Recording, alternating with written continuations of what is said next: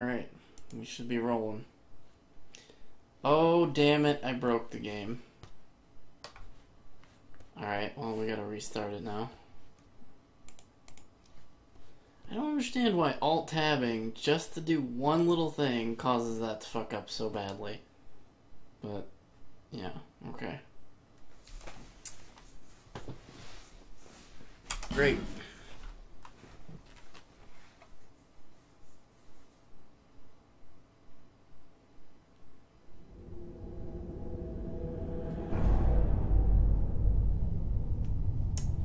Okay, so I guess I'll have to go to the web browser then to check this.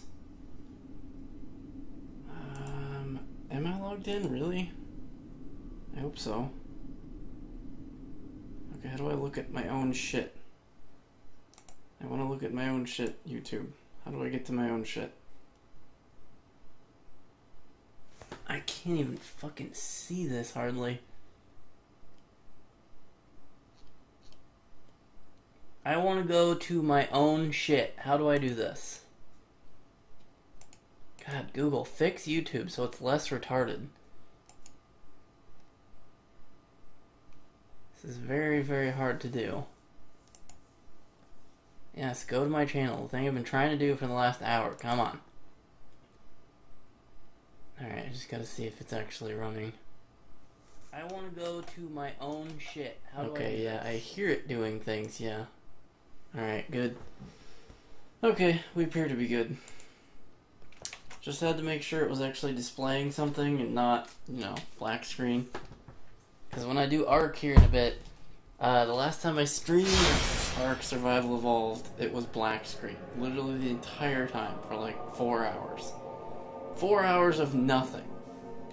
Which was both highly embarrassing and extremely annoying. Very frustrating. It's like, I can't check the stream while the game is running. I can't see it.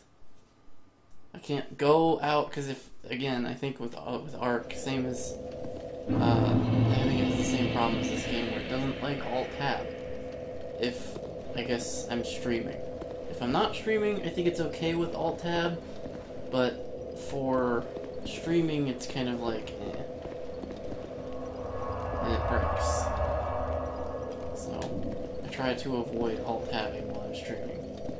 But, yeah, I need to make sure the capture is actually getting something and putting it out there instead of black screen. Because there's nothing worse than going to a YouTube channel and seeing only black screen shit. Alright, let's see. Oh, there's an item here. Yep, I remember. I remember there was something in here that will get blows up.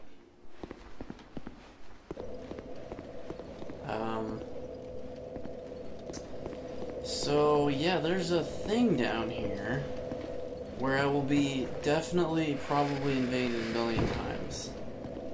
Not sure if I want to do that or not. Oh wait, I forgot about this fucking thing. Come here, you shithead.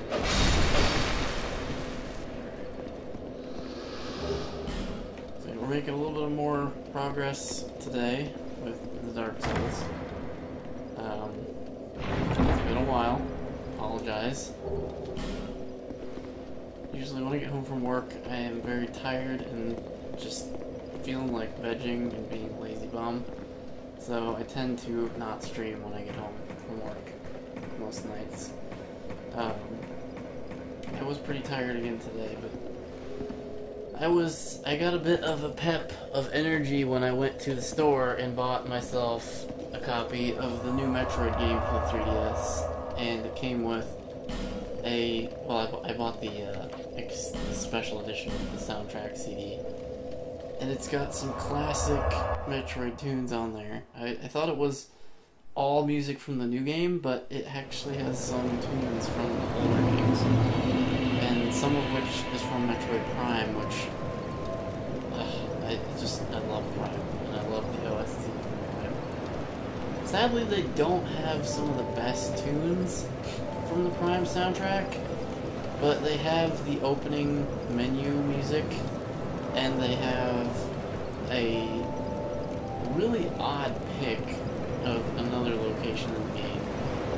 I thought was kind of weird that they picked that one. But, I was just listening to that a minute ago, and it was just very, very nostalgia heavy. I was just like remembering the time I played Metroid Prime for the very first time, and it was just like, oh my god, this game is so fucking good. And it is still, I would say by even today's standards, a very, very good game. It makes me really hopeful and excited for Metroid Prime 4. I'm really hoping Prime 4 on the Switch is going to be amazing. I don't know for sure about that, but, you know, we will see how it ends up being. I am very hopeful. I'm praying it's going to be good. Oops. That wasn't necessary.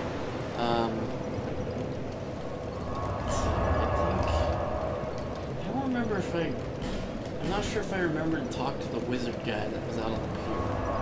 So I'm gonna need to make a trip back here. Because I don't remember if I talked to this dude. I suppose I could have checked Majula for him, but I know that you have to talk to him after beating the Flexile Sentry in order to get him to go back to Majula. So I'm gonna make sure I do that.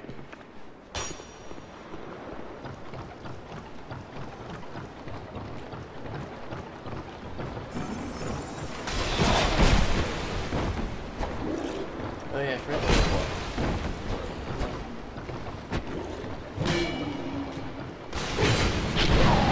Oh dear. The asshole Viking dickhead threw oil on me, and the other guy shot me with a fire arrow in front of me. Stupid fuckers. Had like a butt ton of them gangbanging me there.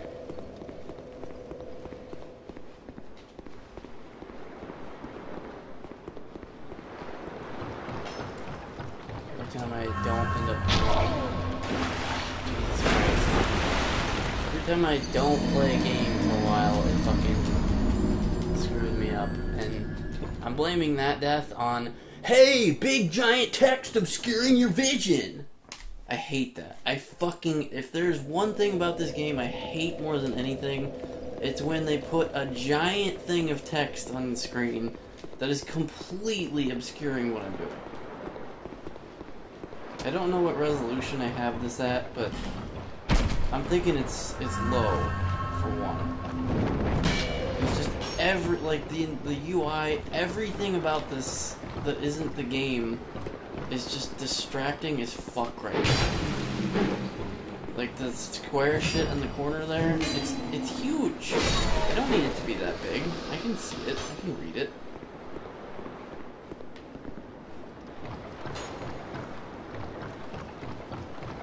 Viking man must have fallen to his death because I don't see him anymore. Good. Fuck him. He was a dick.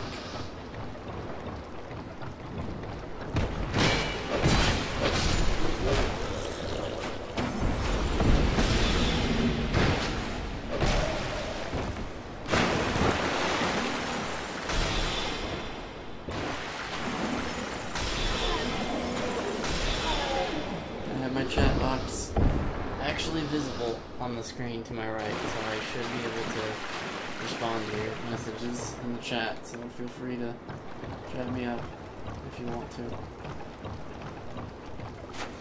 It's been kind of an issue with some games, because I guess it's the resolution makes it so that the chat box and all of their windows are just not visible for some reason. But, yeah, for some... I'm guessing since the resolution is set somewhat low, I want to say this is probably 1080 or less.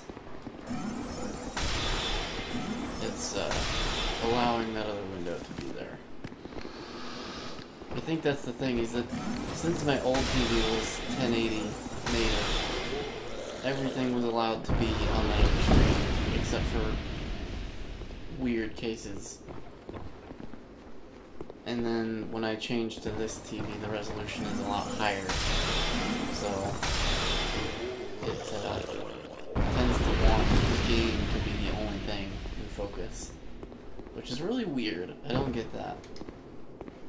I don't really understand how Windows manages that and how it decides what windows get focus and what windows don't.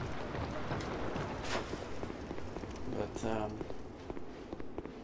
yeah, that was one of the stumbling blocks of switching to 4K, was that some things just don't work visually anymore.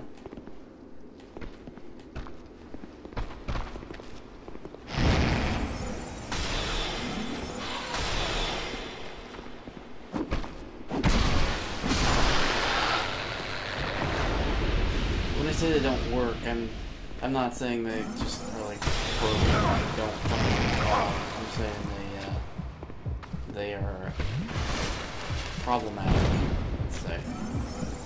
They don't work nicely.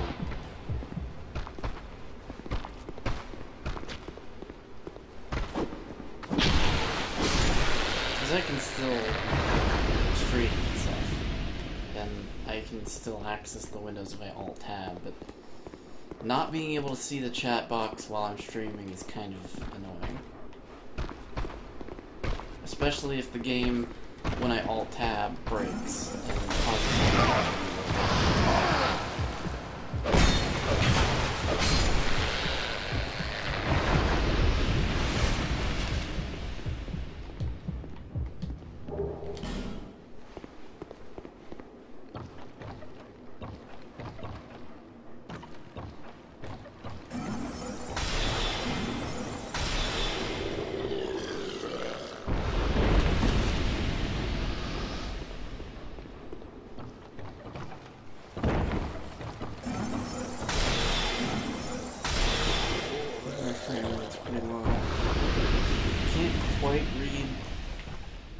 up there in the corner, but I'm thinking it's like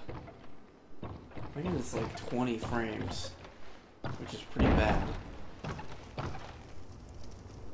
Granted, I'm used to playing Arc, and the frames are pretty low for that too, so I guess it's not terribly surprising. And I'm actually kind of curious to see how well Arc streams and runs while streaming. Because, like I said last time, it was black screen the entire time, so the performance, I don't think, took too much of a hit, because it wasn't actually streamed. But it will this time, because I figured out, apparently there's this freaking checkbox that you have to check in order for it to not be black screen. It's some kind of anti-cheat hook setting, which I don't have any idea what that is or what it's for. Apparently if you check that box, you get stream. So that box is going to be checked when I stream Arc, which I'll make a little bit of progress here in Dark Souls, but I do want to move on to Arc because that's kind of the game I've been playing these last couple of days. I guess the last week or so. Because they released a new map that was a mod map that became official called Ragnarok, and I basically started a new character, started over, and I fell off there. I started over on Ragnarok, and I was exploring it, and I had a good time with it. And then, I don't know, I guess I think what happened was I wanted a Megalania, which I call Megalomania because that to me it sounds better. It's basically a Komodo dragon that can climb any surface, which is awesome. But it's extremely hard to tame because it spews out mega rabies. Oh, I guess the wizard guy is not here. Alright, well, guess I'm out of here then.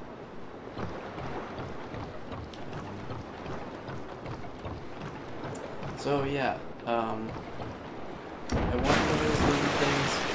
I went to my other save which is on the standard island map that the game came with, and tried to get one, and it was very, like, hard and problematic, and I died a few times, so I was like, yeah, this is gonna be pretty tough to do in Ragnarok, so I think at that point I was kind of, my hopes and dreams were kind of crushed, so I was like, eh. But I have since come back to it. I found my save had been wiped, so I had to start over again, which sucked. But I am back to the exact spot where I was when I first started the Ragnarok save, and I think I'm actually higher level now than I was then, so all good. And I captured one of those Megalomanias too, because I used Bear Trap to immobilize it, which kept him from attacking me at least. I had an antidote for the Mega Rabies, and I used a I'd given you up for dead. narcotic stick. It's basically a pike that has narcotic on it, which is a mod. It's not a thing you can get in the base game to tame it, so that works. You don't want to do that. Don't waste my time. I'll waste your time all fucking day. Where is the fucking wizard guy?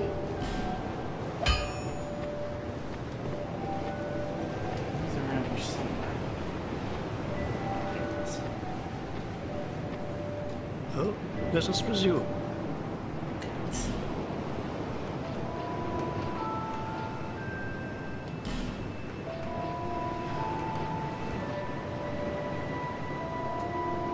I don't know what this does, but I'm curious and definitely willing to try.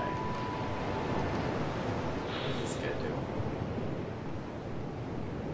Oh yeah, decoy. Yeah, that could be useful.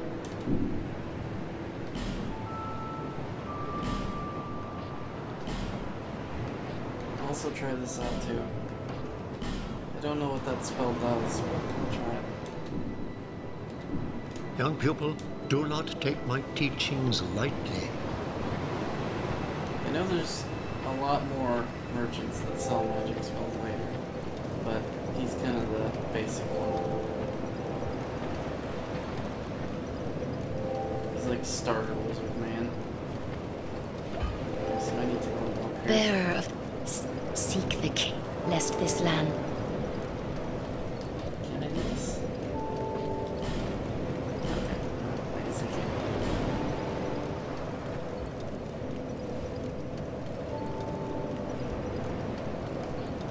Let's upgrade the health bar for a bit. Get that up.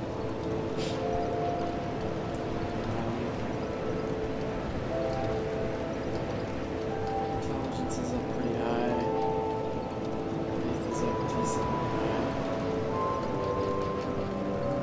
Let's see, strength, dexterity. Okay, that's so much I can do.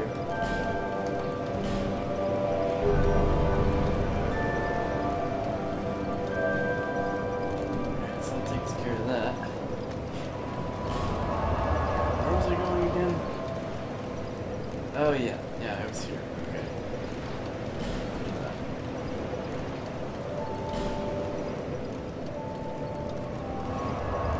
Yeah, so I'm not entirely sure I'm gonna go to the place where the gargoyles are, which is down that way. It leads to the belfry, which is like invasion central. So I'm gonna go ahead and avoid that, I think, for this playthrough. Maybe I will go back and do it later when I'm more beefy. But for right now, I think I'm gonna pass on it. I kind of want to do it because I like the gargoyle fight, even though it is insane and crazy. I have a perfect build for that fight because I ended up beating it using magic spells like I have now. But like I said, so many invasions.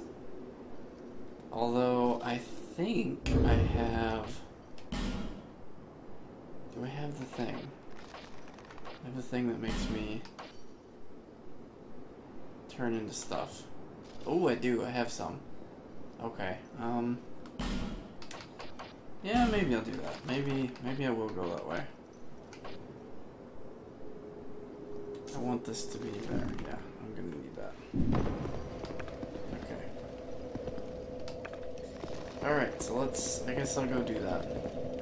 Because yeah, I am fairly well equipped for the gargoyle fight.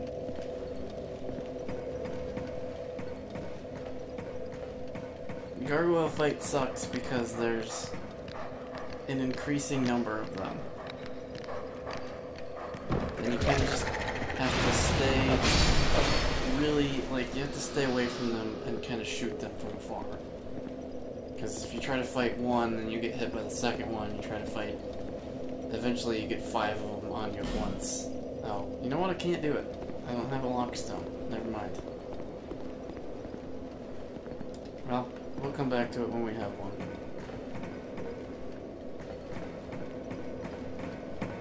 Because there, I will get more. But yeah, I would do it. But I don't have the lockstone, so I will have to come back.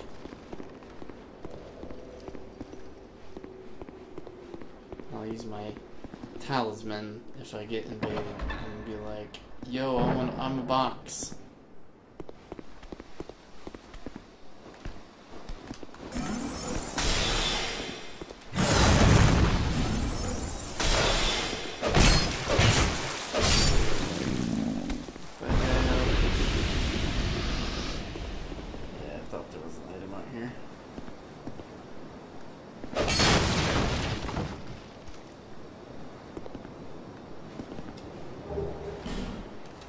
Human effigy, nice.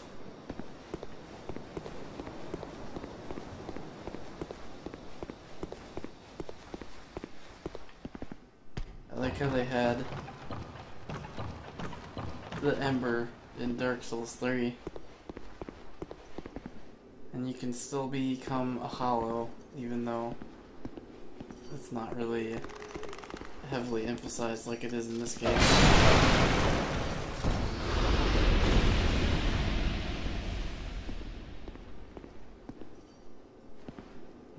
Isn't there another one in here?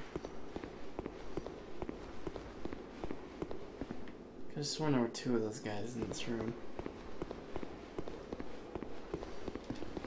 And then this is horrifying. It's just, you open it and there's just a grave with a body of bones. You're like, oh, this is a wonderful place. I feel really safe here.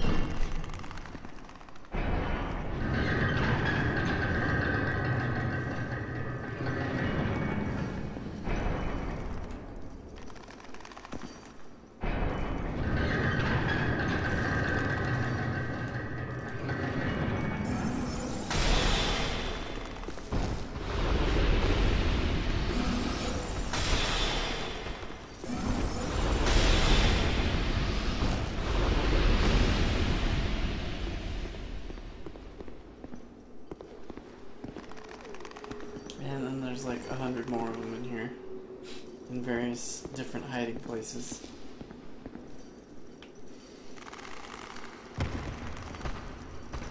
I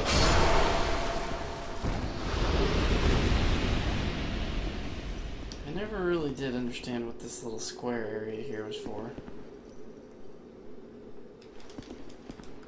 There's no secrets in here, as far as I can tell. I think this would be a place where a secret might be, considering it's kind of pointless.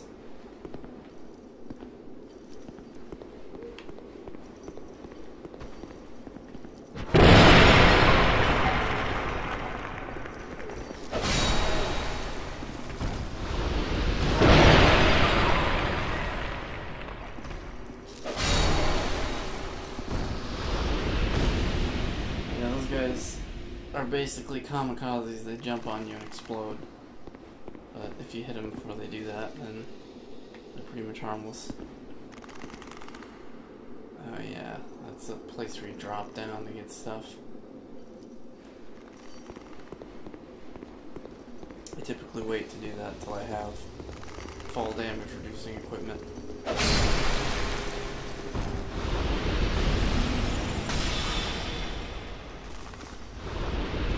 No match for my spells.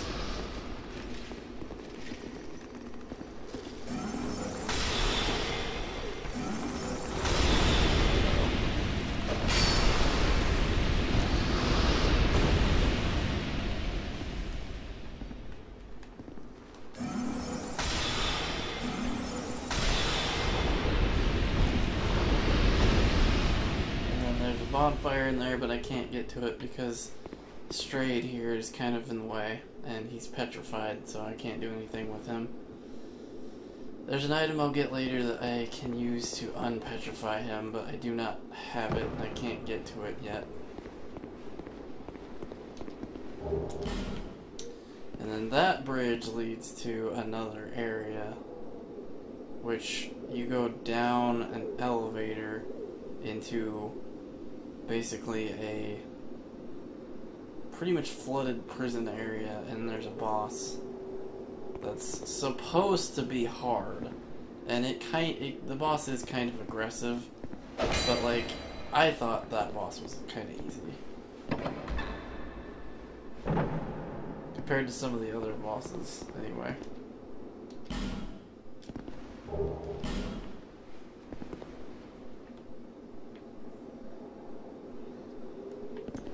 What you're supposed to do here is fall not all the way down like that, but part way down, and get the things that are part way down.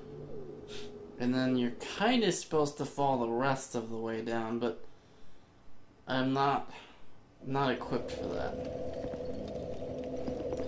Also, I have kind of forgotten where exactly I'm supposed to go here. I don't think I can actually progress, because the only thing I can do, really, is go to the Center's Rise, which is the flooded prison area.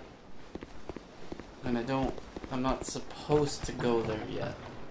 I'm supposed to go there after I do other stuff. I mean, it doesn't matter when you do it, I guess, but the guide, at least, that I was reading suggested not going there right away.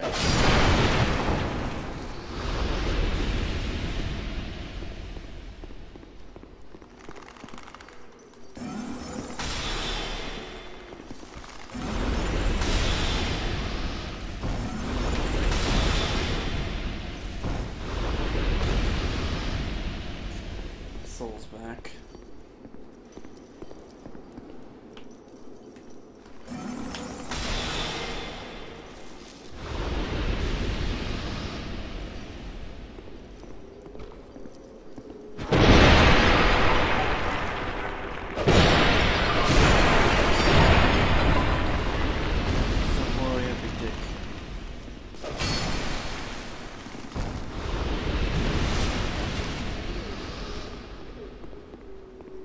What he does.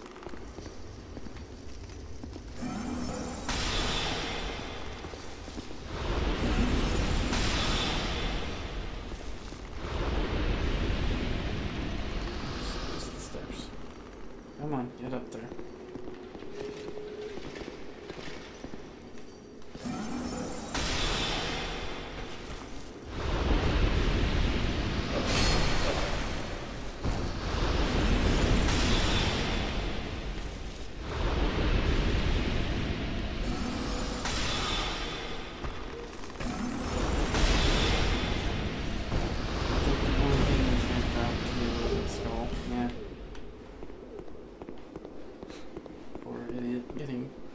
His ass. Okay, so my soul should be in here. Yep, they're there. Okay. As I said, I think I am unable to go anywhere from here. Because, yeah, that leads to Center's Rise, and I don't want to go there yet. And then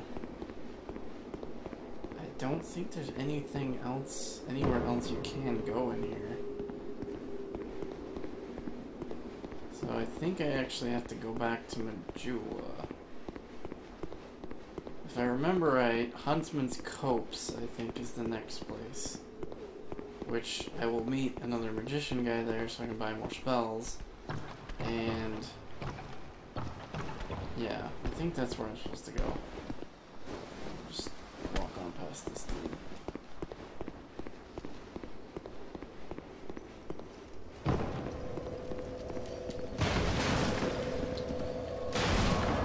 Okay, so we have to go back to Majula here.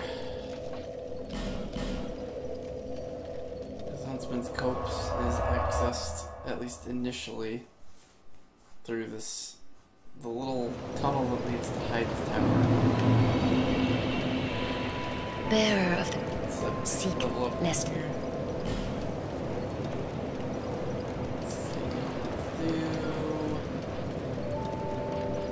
Let's do health again.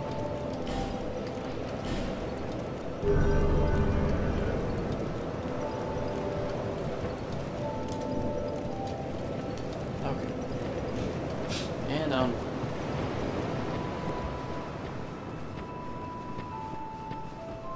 okay, so what I think I have to do is I'm pretty sure I have to go down this little tunnel here. And I meet up with the lady that sells miracles down here at the bottom.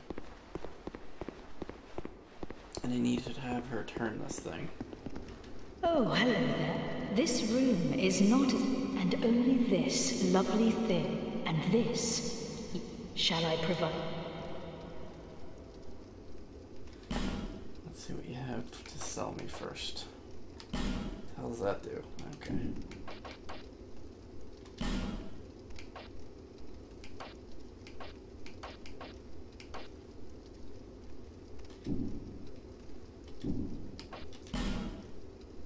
She needs 2,000 souls to do this. Okay, fine.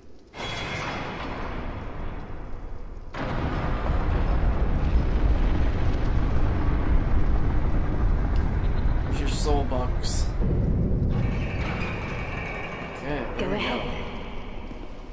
Path opened. Oh, Yep, I sure am. Bye.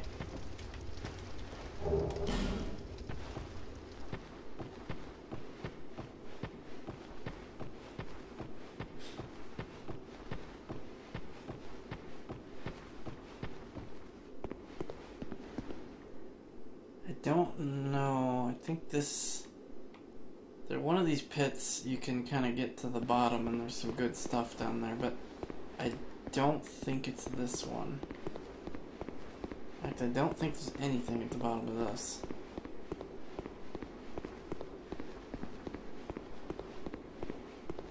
I think that's just a death pit.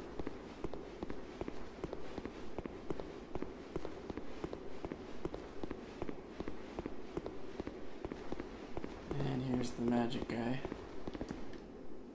Sitting in a chair all by himself looking at the wall. The dark stir. I see it. My name is... I will trade with you. What do you need? You got some wizardly garb I can buy off you? Doesn't look like it. What the hell are these? Those are weird. Alright, let's see what else. Oh, yes. We need that. I'll come back for that. That guy there is the ring you want to have. Other than the souls, the ring of binding that keeps your health bar from going less than 75%. This guy here, this ring, will keep your souls on death. However, when that occurs, it becomes damaged. Doesn't break. It says it breaks right there in the description, but what it really should say is nullifies death but gets damaged. Then you go back to the blacksmith guy, and for 3,000 souls, which is not that much, he'll repair it. And you can use it over and over and over, which makes this game significantly easier.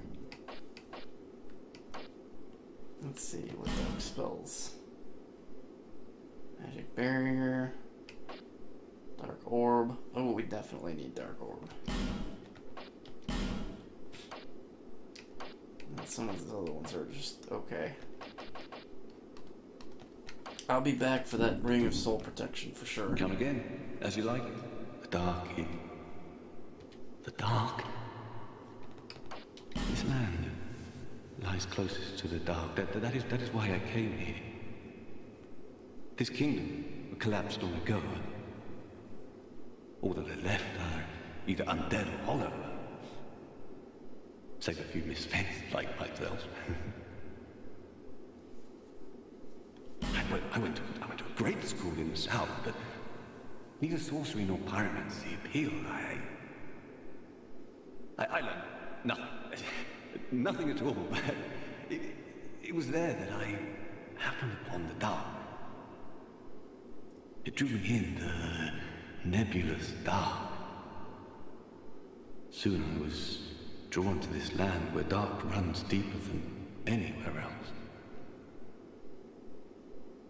Hexes originated in ancient times. They were once a form of sorcery, but the practice was lost, then later rediscovered. Those devoted to hexes are a lonely lot, but nevertheless they give their life to their art. Such is the fate of we practitioners of dark. What drew me to the dark? He talks about it like a guy that talks about weaving baskets. Hexes are more than mere tools to me. It's like, oh, I weave baskets. I make dark spells. Warmth, something necromancy, you know. Universal. Nostalgia. Those who discover dark realize this, and they never come back. This land, this kingdom, or the blah blah blah blah blah blah blah blah blah blah blah. Thinking if you talk to this guy enough, he goes somewhere, but I don't. Hexes doesn't appear that he does. What drew me to the dark? Hexes are those. This land. No. This kingdom. Stop. All that are left are save a few misfits. No matter, the time will come. Yeah, I'm gonna definitely come back for that ring of soul protection. Just to kill some shit. I only need 2,000 more, and I'm gonna BRB real quick. I just need to go do something real quick.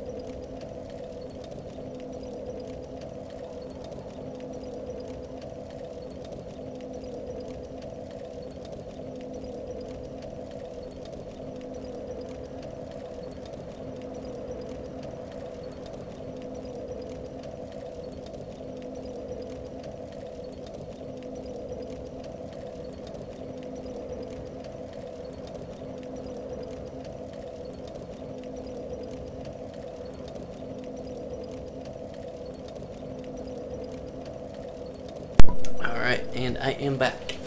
I had to run downstairs, grab a drink, put some dishes away. I remembered I needed to do dishes, so I wrote that on my whiteboard, so I don't forget to do it later.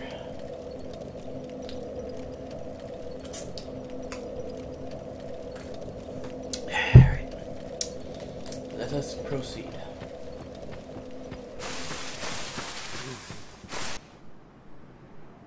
This nice zombie friend here gets up and attacks.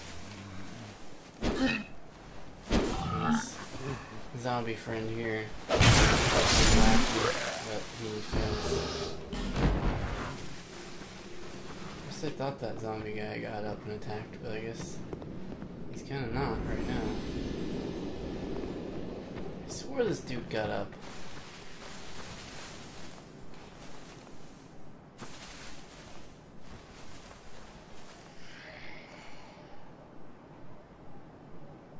Maybe not. He looks pretty beat up. Like lesions and scars all over him. He's pretty sick. But yeah, this here is the cave that you can get to the bottom of the cave, and there's nice fun fighting down there at the bottom. That, and you kill those guys every single time you kill them, they drop some kind of item. Some kind of poison or antidote or something similar. But yeah, there's also a really nasty zombie attack man down there who's aggroed. Oh, is that zombie dude gonna wake up? It's not.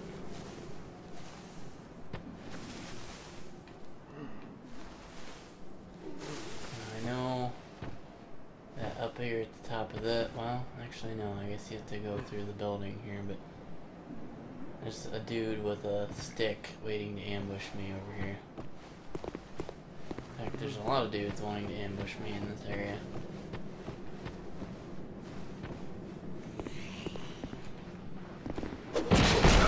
That guy.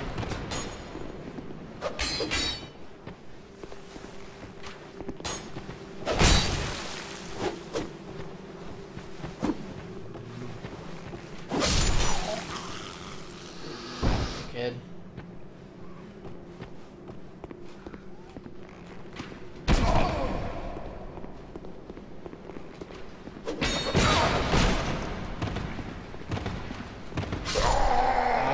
Damn it.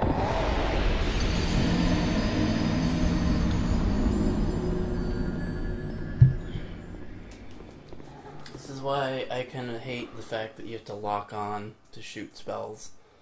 Because I can't fucking, like, aim at that guy across, and I can't lock onto him. So basically, I can't hit him at all. Alright, let's swap that out. Let's see what that does. And then, what's this thing over here? Oh yeah, this guy here is a silencing spell. I thought it was supposed to silence other enemy spellcasters, but it makes me quieter. I think it, maybe not in this game, but in Dark Souls 3, this spell also provides some fall damage protection. I guess it doesn't in this one. Oh yeah, Dark Orb, we need that. Dark Orb's fantastic. I'm pretty sure I can use it. Yeah. Alright, I'll try this shockwave out. See how this goes.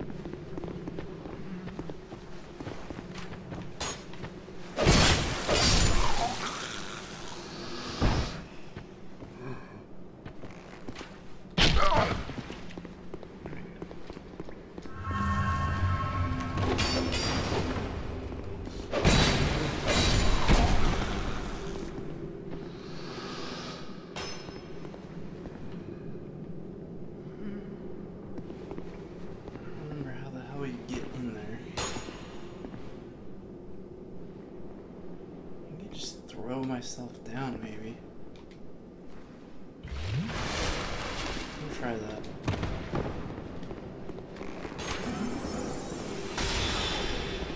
What the hell did that do?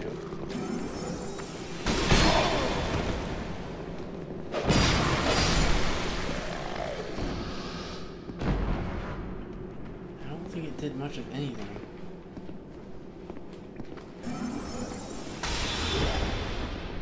It knocked him down, but that's kind of it. I think it did almost no damage. Whereas my dark orb is actually doing stuff.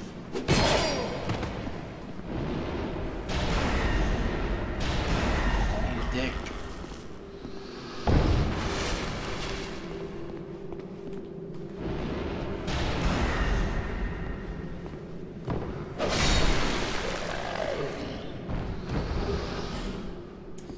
I think at the bottom of this hole is that same cave I was in.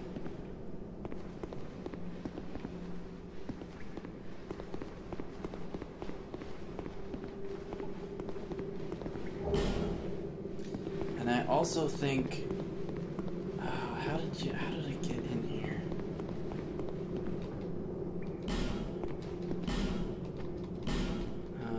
It doesn't appear to be an illusionary wall because it's not doing anything when I press A. Might be a switch or something that activates that.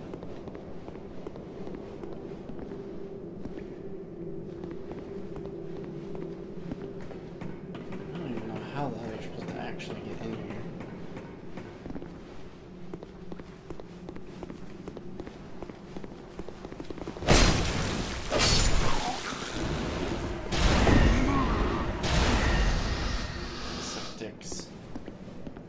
Ambushing fiend.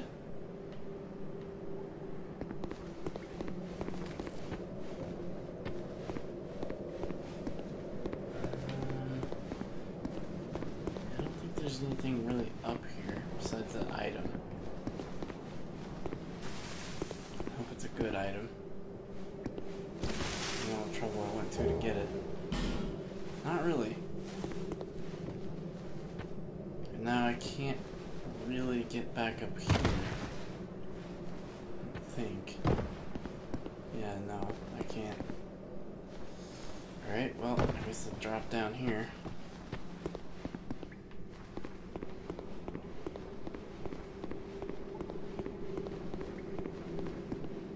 Alright, let's see. Okay, so the ambushing dickweed is right here.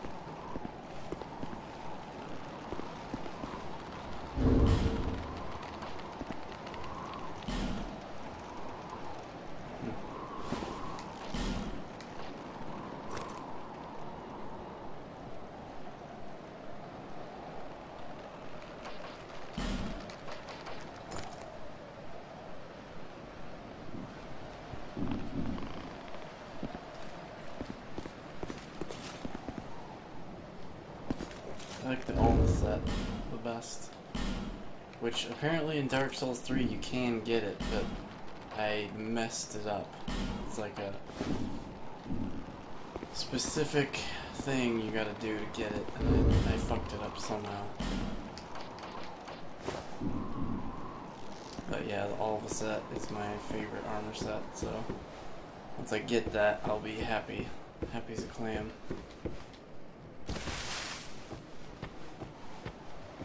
Yep, here's the bonfire for this area.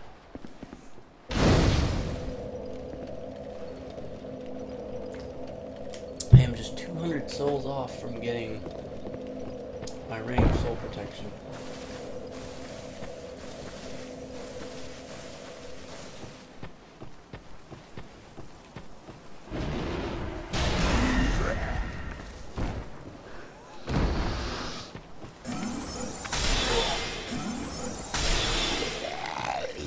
I'll be replacing the shockwave spell, which sucks. This area is kind of a long slog of shit, so I think I'm gonna go back and do that right now. I think you're supposed to run and jump to get that, but it's not the easiest thing in the world to do.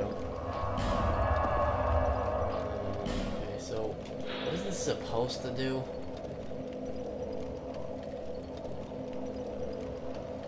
Oh.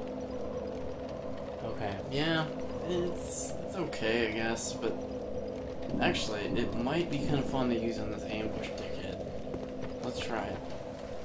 Let's see if it works. If it ends up pushing him off, I'll be happy.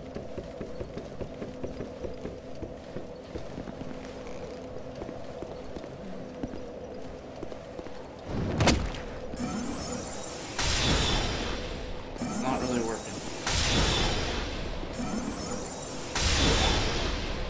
Okay, now it worked. Nice.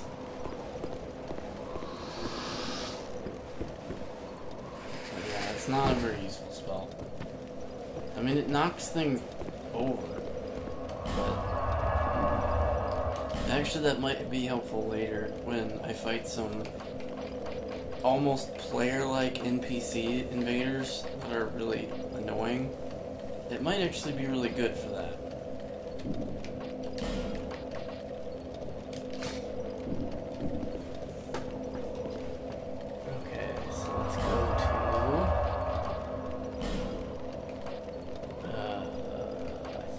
This spot. Get that ring of life of soul protection.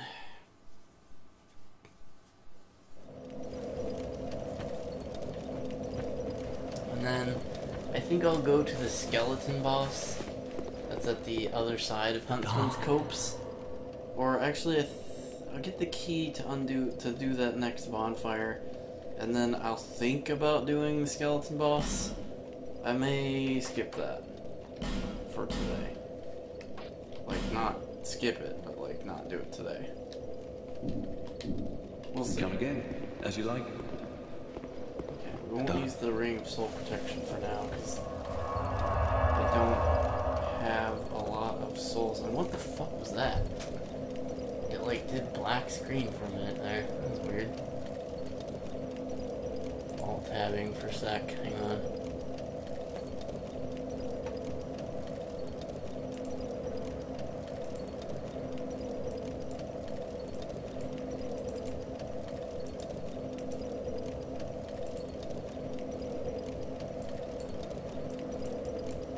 Can I not move this?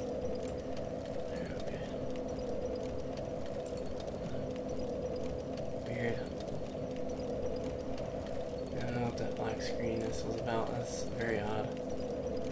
Ah, damn it. I have all this crap up. I need to make my chat box visible. Okay. Alright, that's good. Alright, back to the game. Alright, cool. Please don't freeze game. Alright.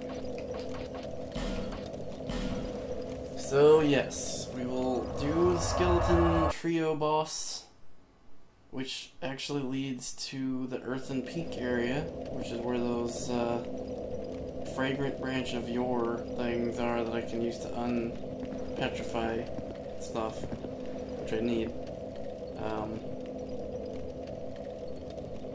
And then there's another undead something or other boss that's not, it's in there, that's the other one, the chariot guy, chariot executioner dude.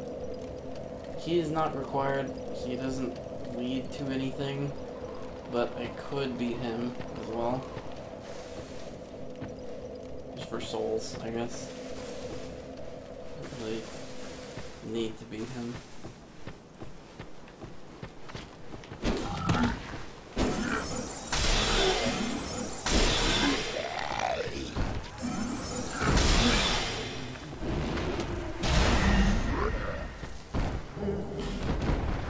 torch from that guy. Because I don't always get a torch from him, but I usually do. There's this fucker.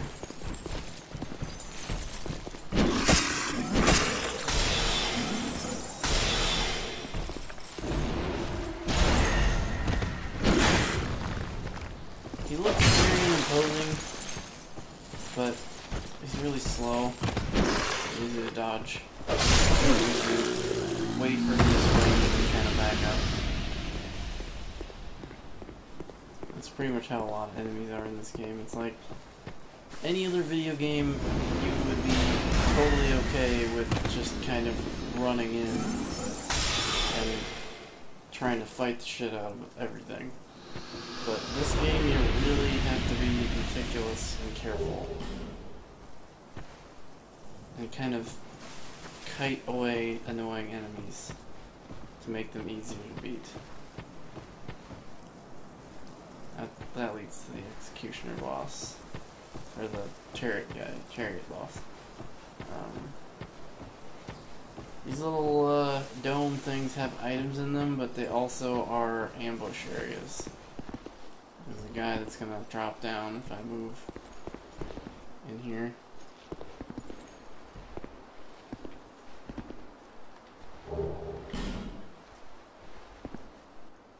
The Morning Star. That was a fun weapon to use.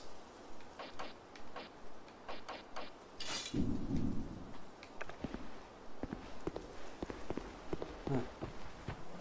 Guess I thought some dude attacked me. I went in there.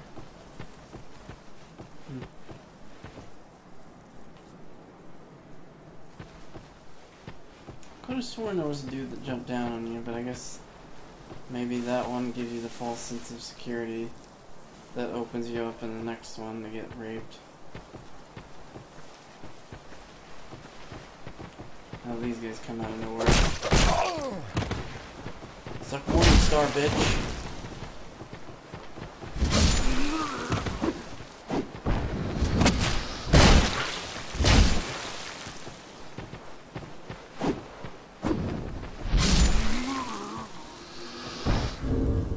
Stabbed with spike ball. Man, that thing looks fucking nasty. Look at that thing. Look at how horrible that looks. God, man, that thing looks awful. That looks like something you really, really don't want to get hit by.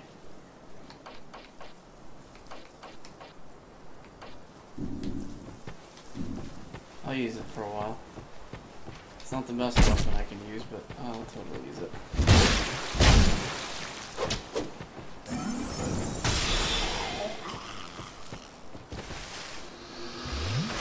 Okay, pretty sure. Yeah, I got him targeted there. Come on, get him. Target him. I know he's there.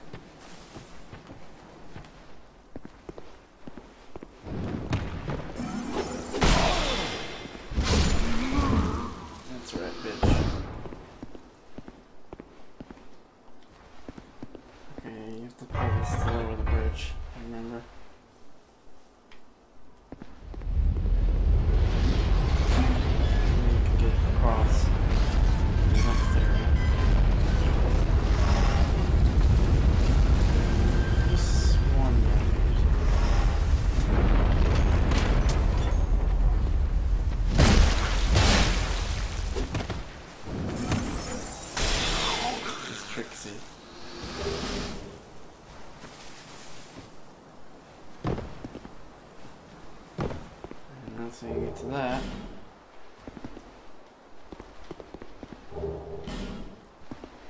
Wait, don't I have a crap load of poison arrows? I think I do.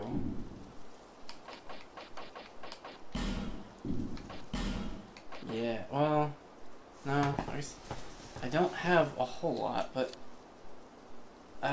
maybe I haven't reached the place where Galvan is yet.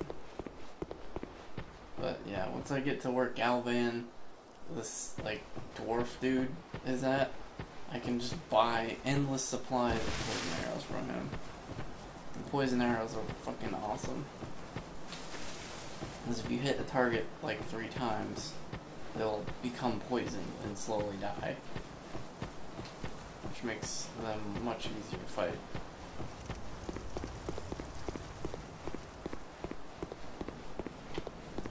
And there's nothing over there, from what I can tell. That's probably what that's gonna say is useless. Yeah, no. That's definitely not a shortcut. And you definitely die if you go that way.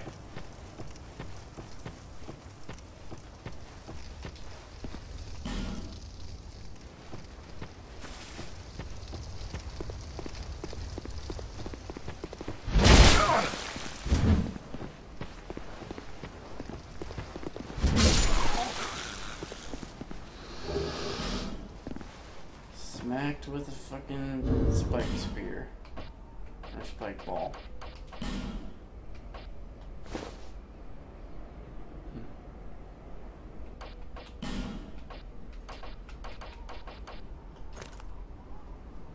Now I'll click them.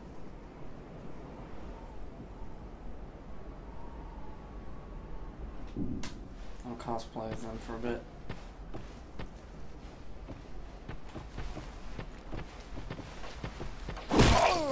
I'm in the menu.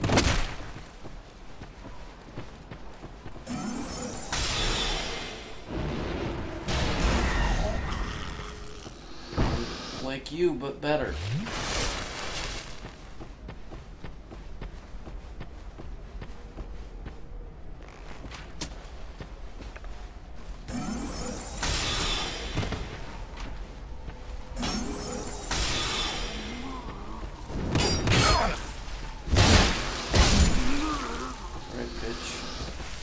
Fucked.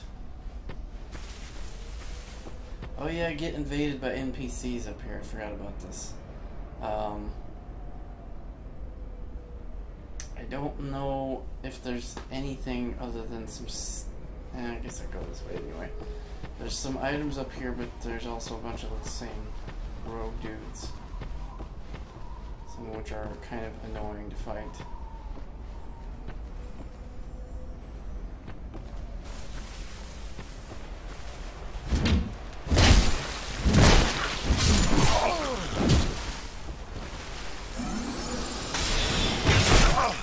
Shit. Nope. No way.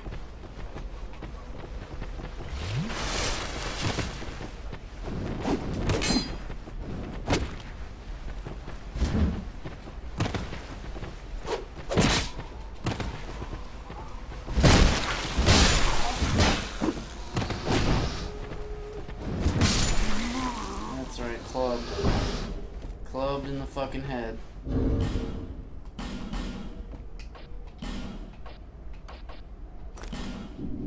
Now I really look like them.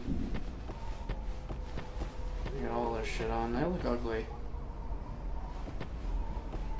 I like their look. I'm going back to my mage.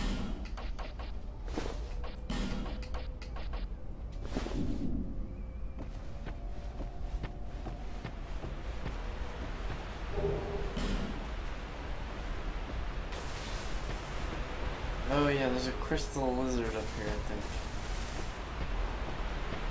I think he already kind of ran away. Pretty sure there's a crystal lizard up here now. Well, I guess not normally. Sometimes. Also remember, there's a guy on a platform.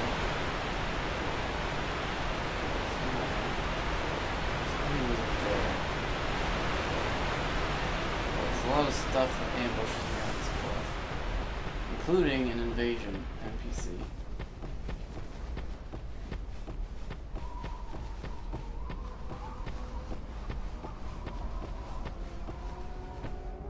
I'm gonna switch back to my fire sword.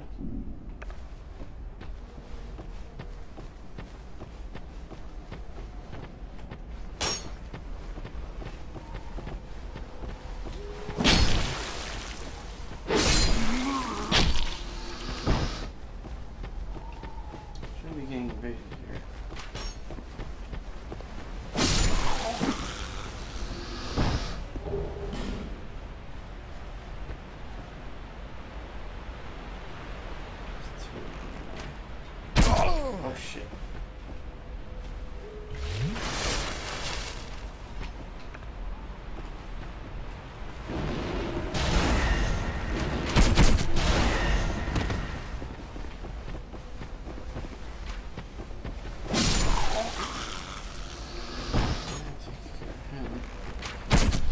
Ow, you fuck.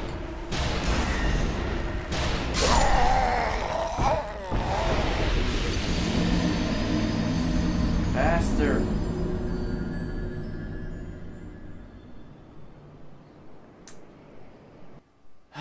Now I gotta fight my way all the way to that spot. Should've went through the cave first. Okay, I'm gonna be doing a bit of speed running here.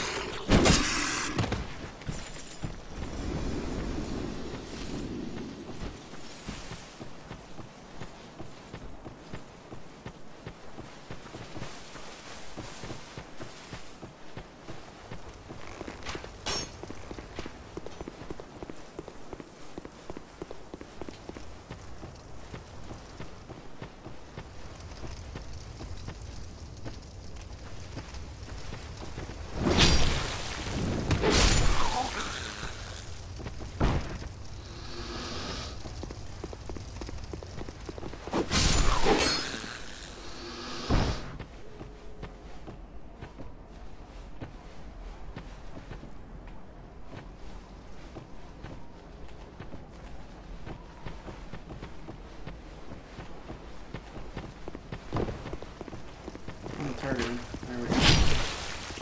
Who the fuck is shooting me? Goddamn pussy. Just go back to your area and be a good little fucking idiot.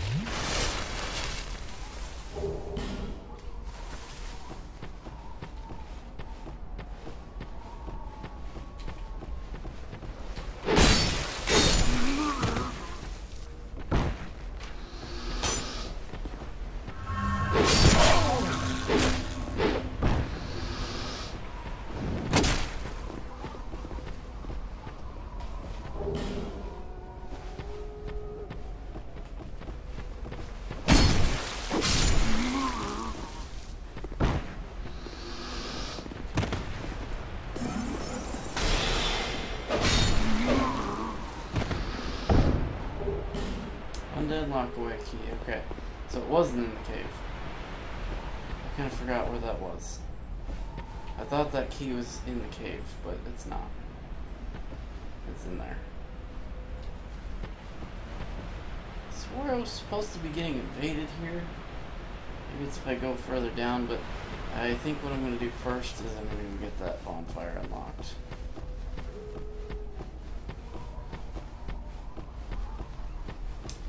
If I die, I can come back to that same spot.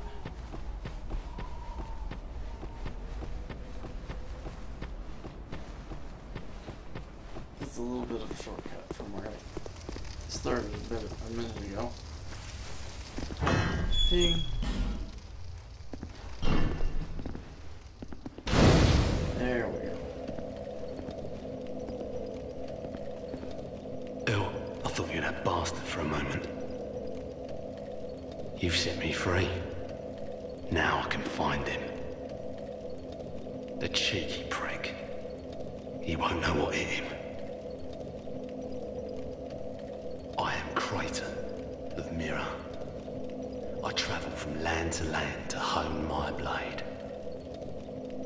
I've heard this land was full of danger. I thought it would suit me perfectly. I joined forces with a man on the way. He was no more than a backstabbing knave. He took the first chance he had to try and off me. I decided to set a trap for him here. But then I got trapped myself. I can't believe that I was so dense. Thank the stars that you came along. You be careful of him. Pate, I think he said. He wears this rather unusual ring. You'll know it when you see it. I've seen his type before. He kills entirely for the pleasure of it. I'm sure I won't be his last victim. The man's better off dead. I agree. Fucking kill him. Hate the dick. He's a slick talker, so don't let him fool you. See, the way I look at it is, if a guy's open with his ferocity and, you know, bloodthirstiness, that's a man you can trust. Because he's telling you exactly what his, you know, he's telling you exactly what kind of a man he is. A guy like Pate will be like, oh, I'm your friend. I'm totally gonna help you. And then, you know, like this guy here saying, you turn your back on Pate and Pate fucks you in your asshole. Takes all your shit. So, I'd rather be friends with the bloodthirsty maniac like this guy, who says, hey, I'm a bloodthirsty maniac, versus, hey, I'm your friend, I'm gonna help you, and then, you know, fucks you in your asshole. Pate, the man with a strange ring. Watch out for the slimy rat. And don't you believe a word he says. I'll find the common foot bad and put an end to his roguery. See? This guy's a crazy man. He wants to kill everything. But he at least tells you it's like, hey, I'm a madman. I'm a crazy murdering fool. And it's like, okay, you know, I can trust you then. At least you're telling me the truth, unlike that other dickhead. Lying son of a bitch. You can trust the man who tells the truth. Can't trust a man who tells you, oh, I'm your friend, you should totally trust me. When someone asks you for their trust, be like, fuck you, I'm out, bye. If you're a person that's trustworthy, you shouldn't have to ask for trust. It should just come naturally.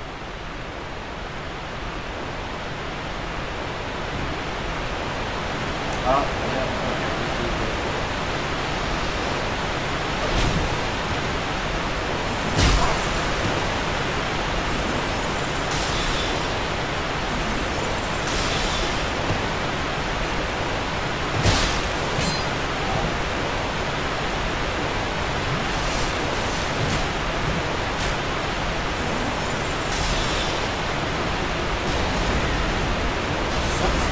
Bitch!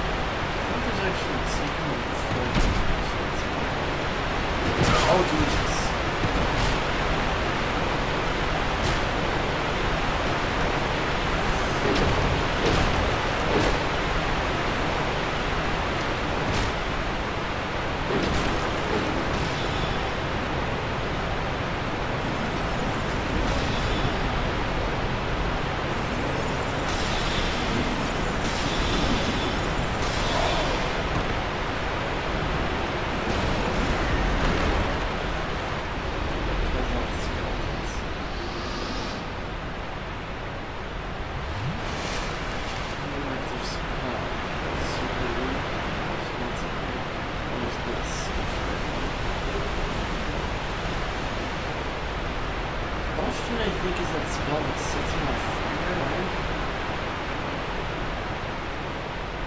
And then... oh shit. This lever opens up this door, which allows you to get through here.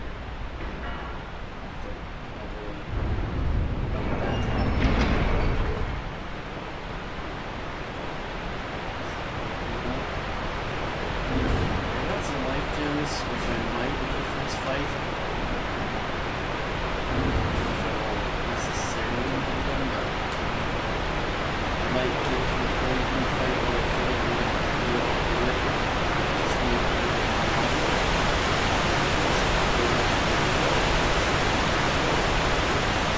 it's not hard, it's just there's 3 bosses that once you kill them, it's harder. Skeleton lords. Ow. Got this shot like fireballs and shit.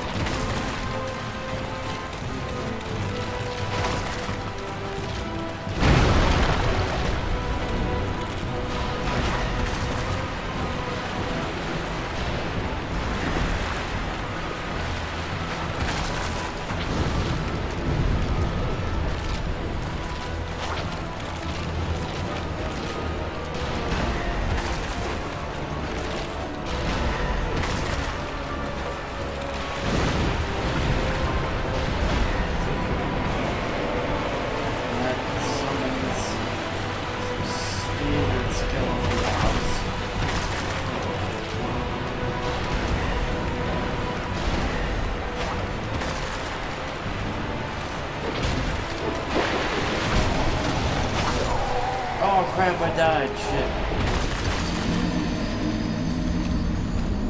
Took too much damage. Dang it.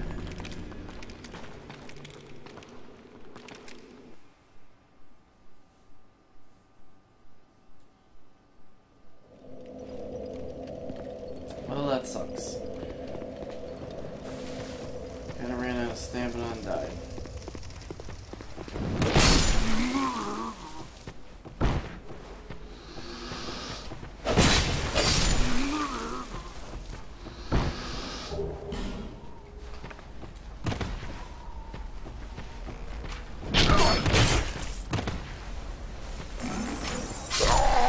Oh no, I lost the souls I had before. God damn it. That was like 6,000 down the toilet. God damn it. That really sucks, man. I hate losing souls in this game. Because this enemies don't respawn at a certain point, so you pretty much, you'll never get those souls. Out of all possible souls to achieve in the game, you will never get those souls. That sucks. Okay, I need to like back off from this. So I don't die. And damn it all, I didn't want to use a life gem. Fuck.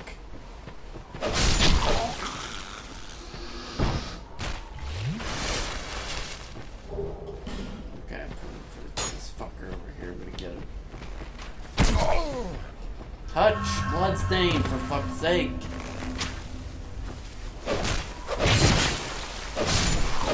God, I hate these fucking assholes.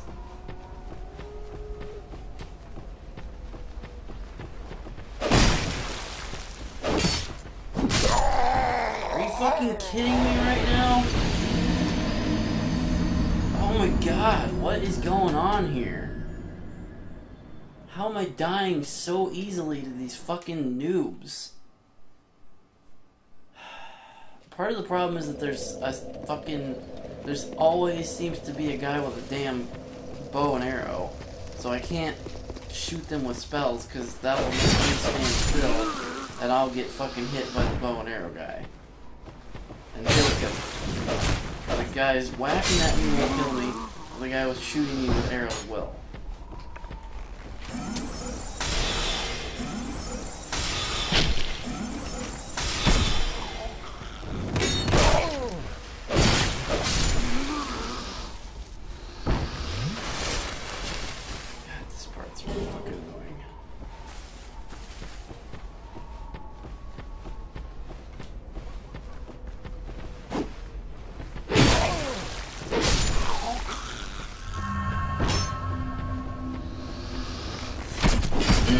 fucking stab him in the dick. I'm just running for this last bit.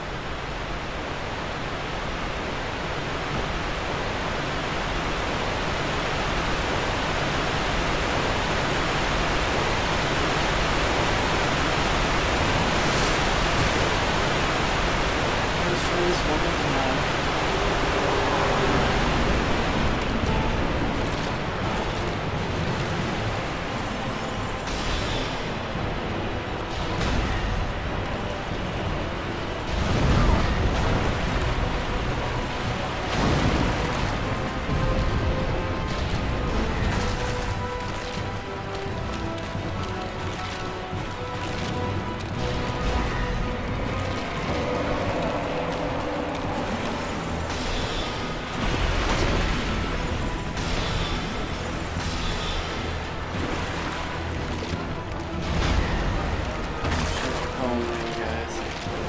Loamy guys are fucking awful.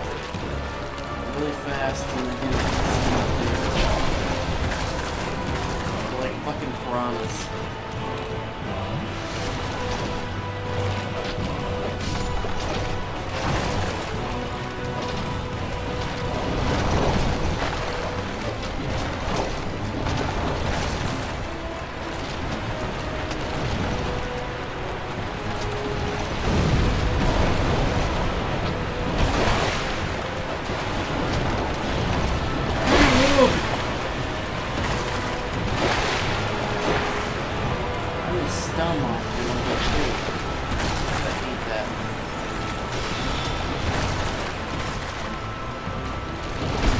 Ow, fuck, I hate the damn bone, you fucker.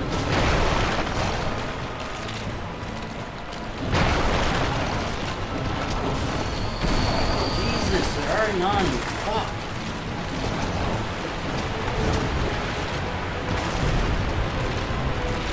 You know, really fucking trying to knock each other's bone, you cunts. I'm trying to lock onto them so I can shoot them, because I'm definitely not gonna fucking run into them.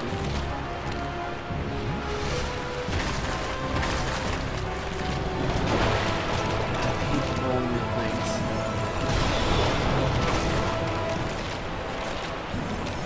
Kill it! Oh my god, finally.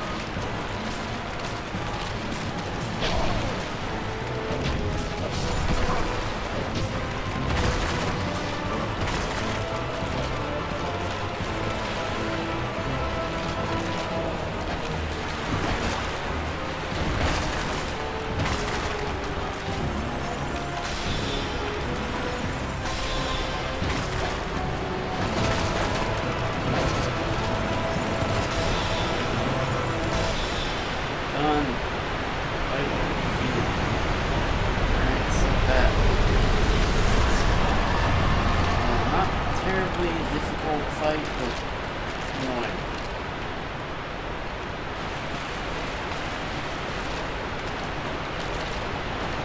Let's do that.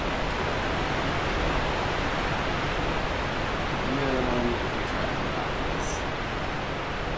Again, I feel like that's one of the easier fights.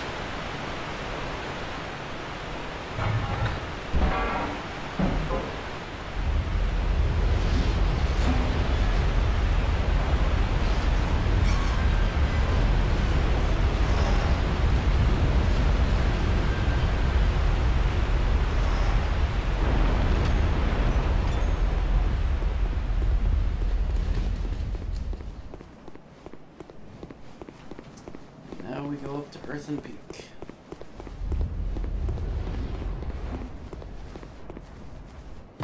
Oops.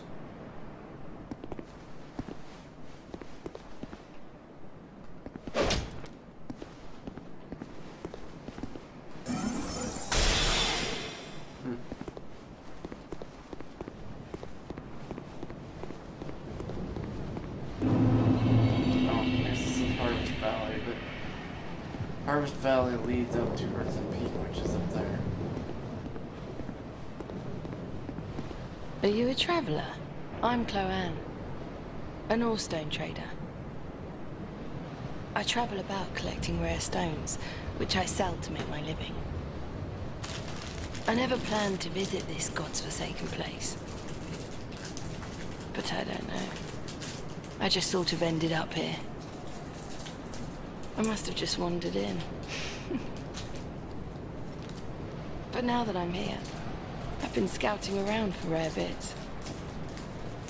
Oh, don't look at me like that. Many of these stones are quite useful. For instance, certain stones are used in smithing. Ah, now your ears prick up. I've extras if you can pay. This is my trade, after all.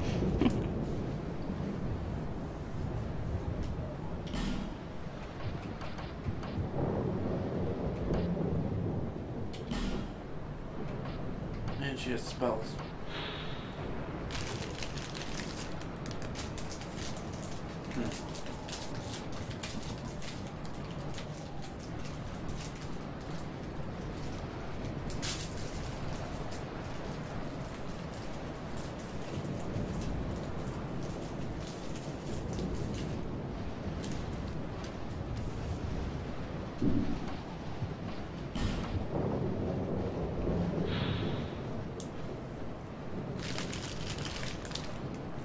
As much as I feel like this spell is extremely dangerous, I'm gonna buy it because it's fun. It sounds fun, anyway. Corpses explode? Yeah. That sounds like a blast.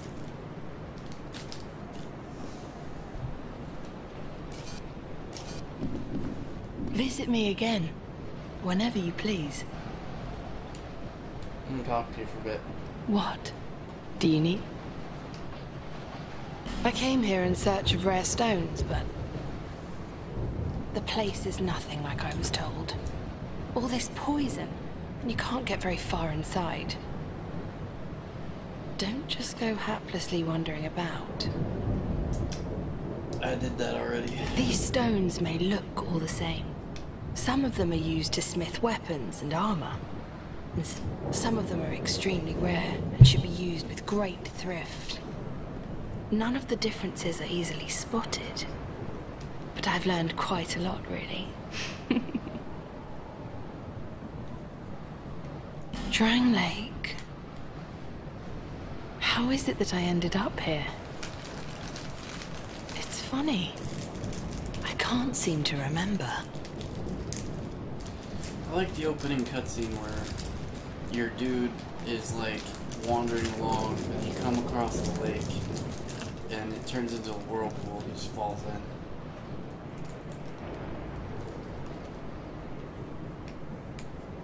in. Much more cinematic and interesting than Dark Souls 3 where you're just like, I'm waking up out of a coffin, I'm cool. and that's it. Like, as much as Dark Souls 3 is interesting and cool, I feel like this one was so much better. I don't know why. I've searched every nook and cranny here. Perhaps we'll meet again. I suppose it's about time I moved shop. And now she'll be in the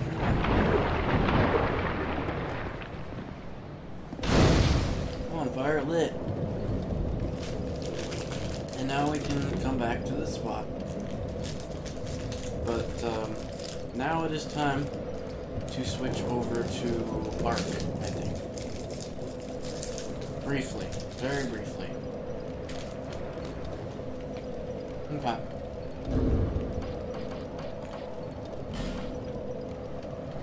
Oops.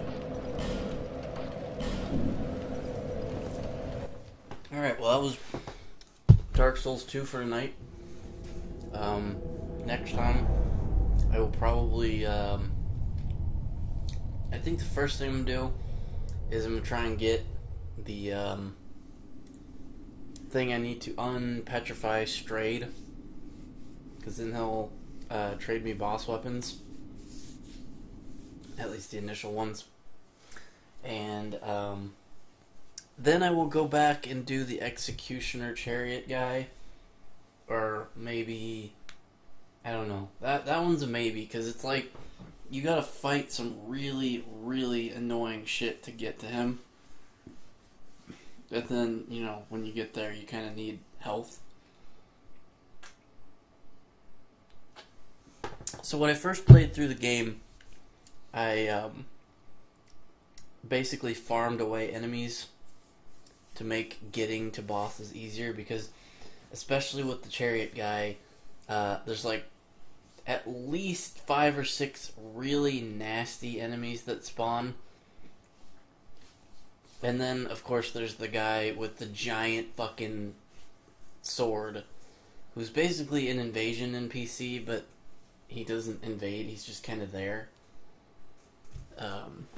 That guy's only a one-time deal, I think.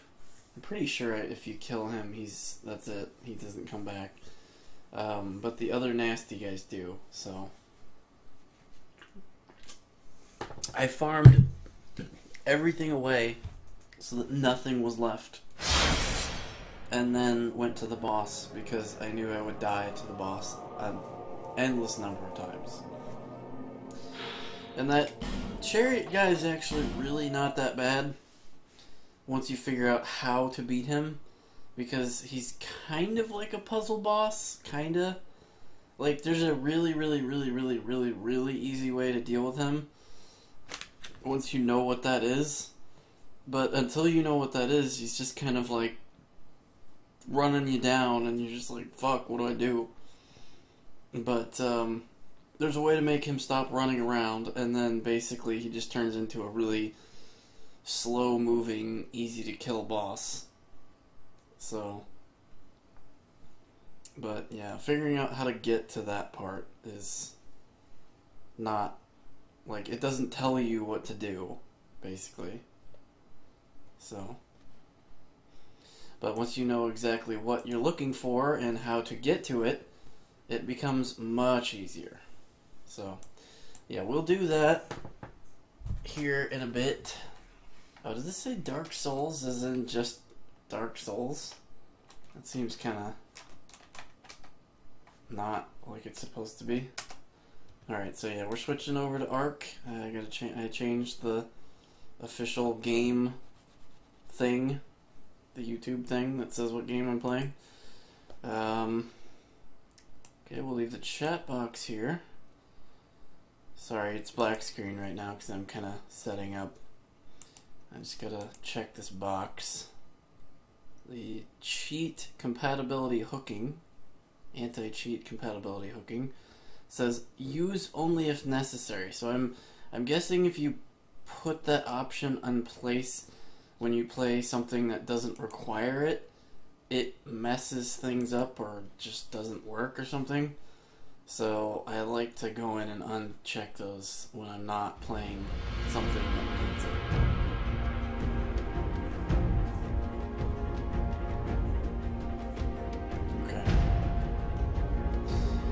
yeah, this is unfortunately a game where the resolution is, I guess, large enough that it makes other windows unfocused. So I will not be able to see the chat box at this point. I can probably Alt-Tab and get it, and then put it in the Steam overlay, which I can get by doing Shift-Tab. So I can check on the chat here every once in a while, but I'm not actually going to be able to glance over and look at it easily. So if I am unresponsive to your message, it's because I can't see it. Like I said, I can check on the chat box every now and again, but I don't have immediate ready access to it. So just don't be miffed if I'm not right there. There's also a 5 or so minute delay in the stream, so if your message shows up, it'll be at least a few minutes for me, or rather, like, the thing you're looking at is 5 minutes old. So just remember that whatever you're saying is going to be something I don't see for 5 minutes. Alright, rather, the thing you're looking at is 5 minutes old.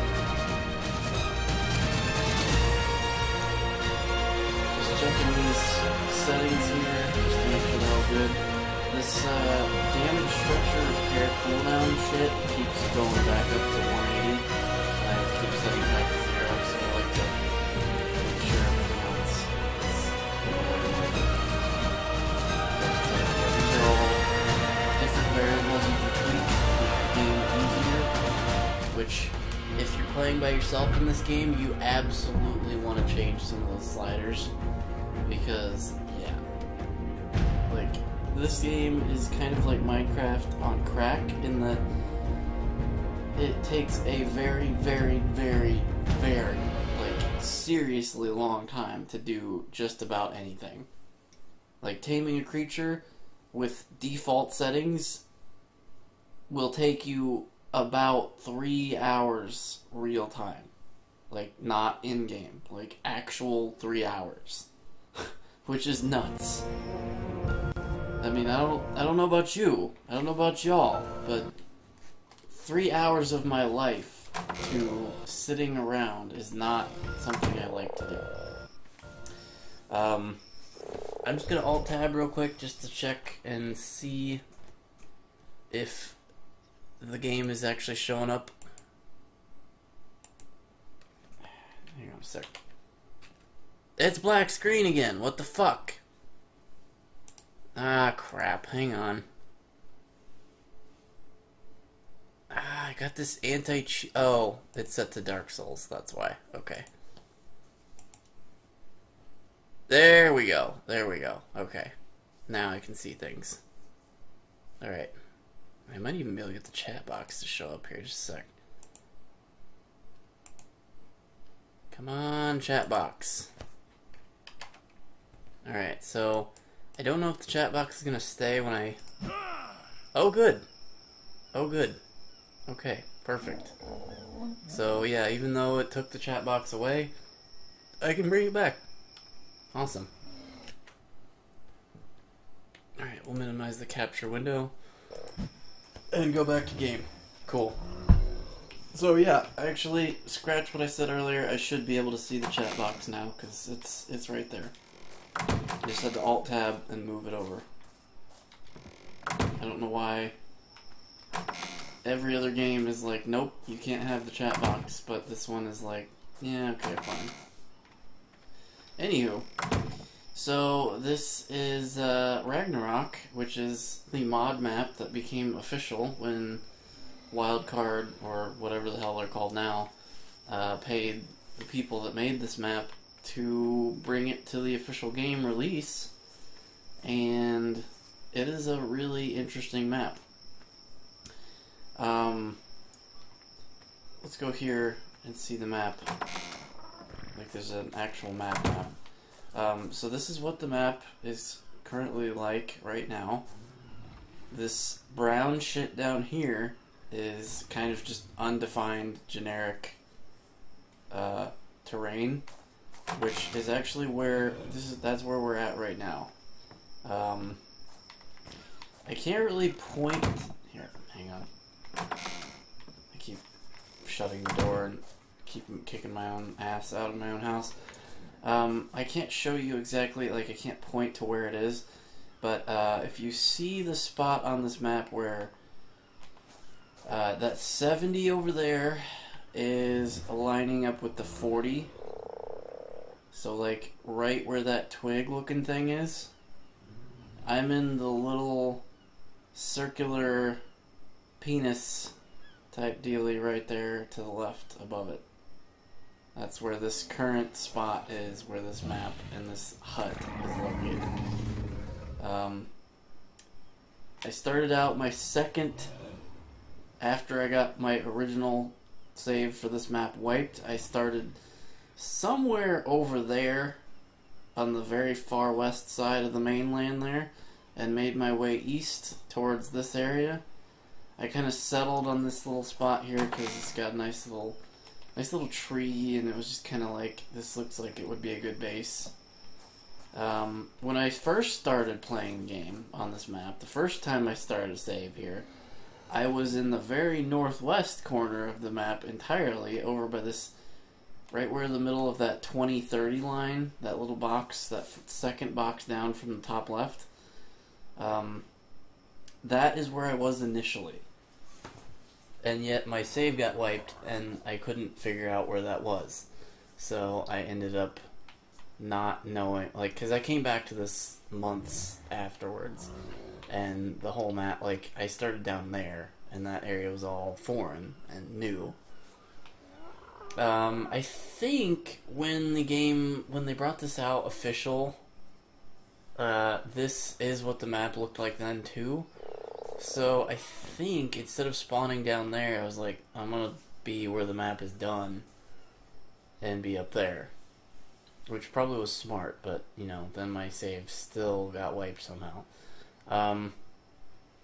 One other thing to note about this map, other than the fact that this top part's done and this part isn't, is the fact that they're working on this southeastern corner. So this part's kind of walled off and you can't even get to it right now. Like, right where that 50 line is, pretty much straight up to where it starts being more defined, and then over towards the other side of this other 50. Like, this entire southeast quadrant is just not accessible. Because they're, I guess, still working on it.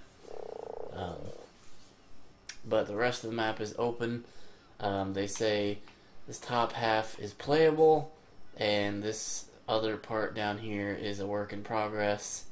Obviously, you can still kind of be in this southwestern part, but you know, it's not done. So, despite the fact that I appear to have set up camp here, I kind of went back over that way. My original plan was to go somewhere up there in the northern part of the map, and then I discovered that the part where I originally was my first save, so I basically went straight back to that same spot, which is actually really nice. There's a kind of a big rocky island, and like the water between that and the mainland is like ankle deep. So you can just walk across to the mainland, which is really nice. Most land-based dinosaurs don't seem to want to go out there, so it's pretty safe from predators, although I just had a T-Rex out there last time. But yeah, that's been what I've been, that's the focus I've been having, is moving from here to there. Although the real, like, the thing I just did was I just got this guy. This fella here. This rather toothy dragon friend here. Because he can do this. Let me demonstrate what he can do here. He has a very unique ability to climb walls. Check that shit out. Yeah. That's pretty sweet, huh? And even cooler still, well, get something I can actually fire. I can shoot guns and stuff while I'm on him. Now, the grapple hook gun apparently doesn't work while you're mounted on this thing, but that's fine. But yeah, it's pretty cool. I like this. This is the whole reason I got this guy, is because he can do this. Which will make exploration in certain areas very easy. Because I can just climb him up to the top and be like, what up? The only downside is this guy is very, very fragile. He dies very, very easily. And despite, considering how extremely difficult it was to acquire this creature, I need to be very, very careful with it. Because he's very, very, very, very, very, very, very fragile. In fact, I'm going to leave him in passive.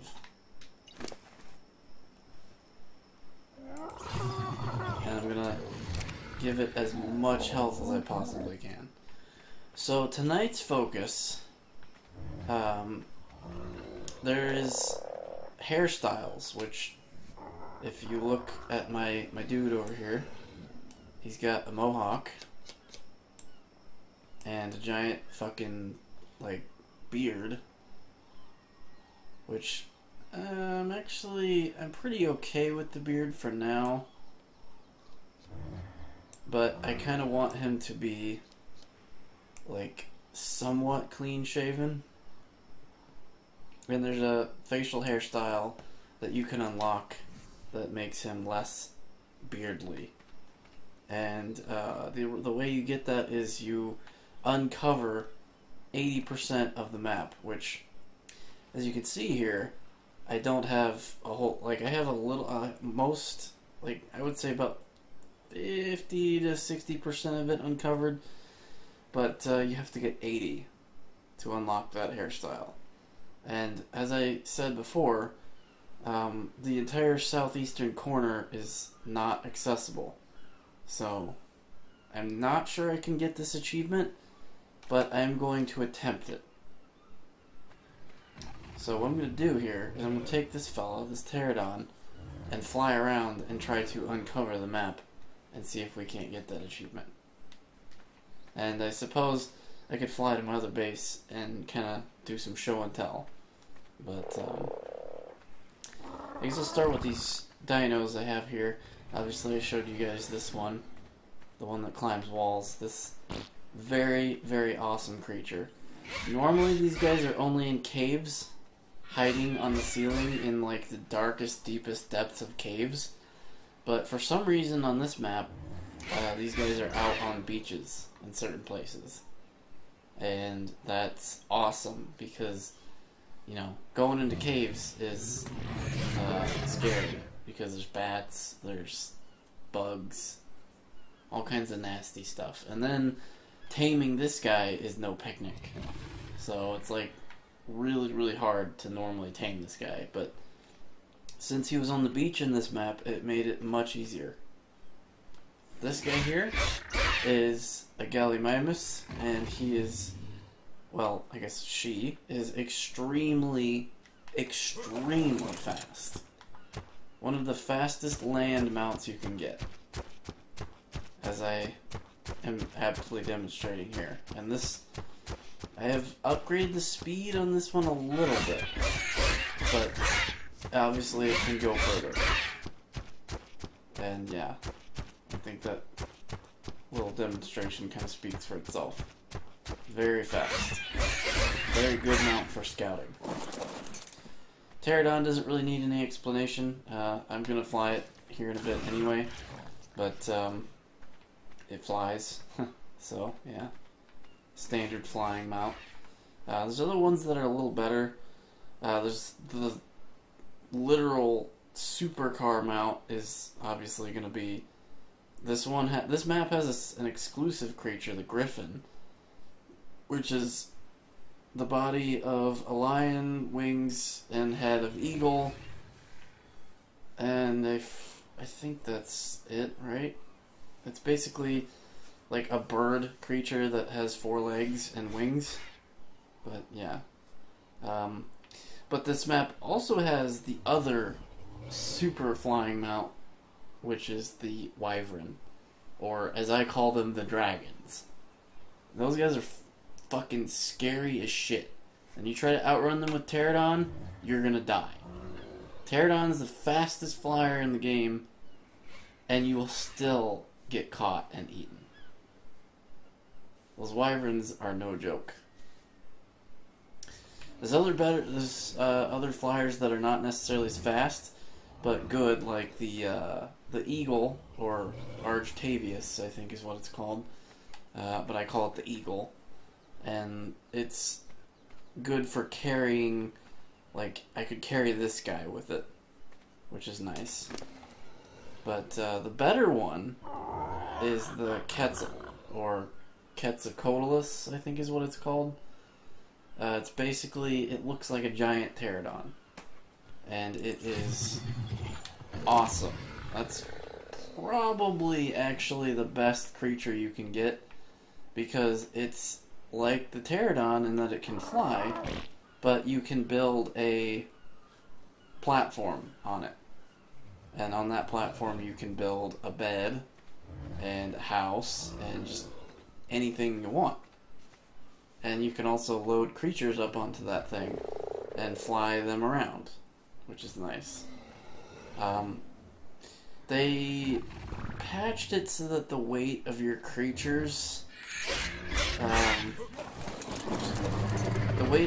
is transferred to the Quetzal. So you unfortunately can't carry really giant creatures anymore with the Quetzal. But at one point you could, and I loaded my T-Rex onto the thing and flew my T-Rex around, which was awesome. When I had T-Rex in the other map. Okay, I'm just gonna kind of spread out my poop here, because these guys get fertilized by poop.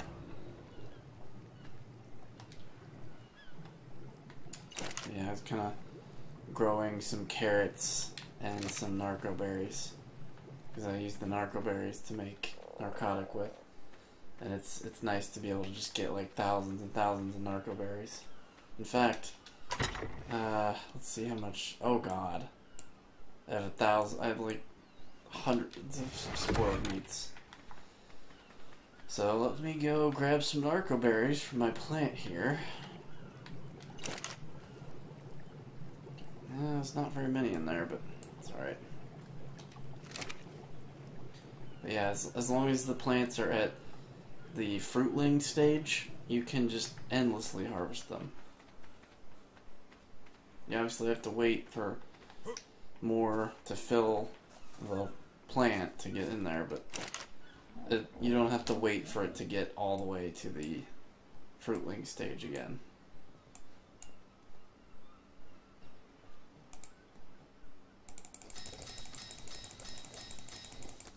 The narcotic is used for taming. Basically, you knock an animal out by shooting it with tranquilizing arrows that you use narcotic to make, or you club it with a club, or you hit it with rocks from the slingshot, or in Scorched Earth DLC you can use boomerang. And once it's knocked out, you basically put food in it, and if you don't want it to wake up and kill you, you put narcotic in it and force feed it narcotic so it stays asleep. But then you just kind of wait for the food to do its thing, for the creature to get hungry and eat it. And then once the little bar at the bottom, the tame bar, is full, then the creature wakes up and it's tamed. And you get to boss it around. This guy here, once you have him knocked out, he regains consciousness very, very quickly. So you have to keep knocking him out over and over and over again.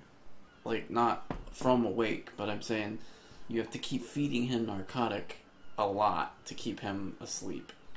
Otherwise he'll wake up and you have to knock him out again and start over.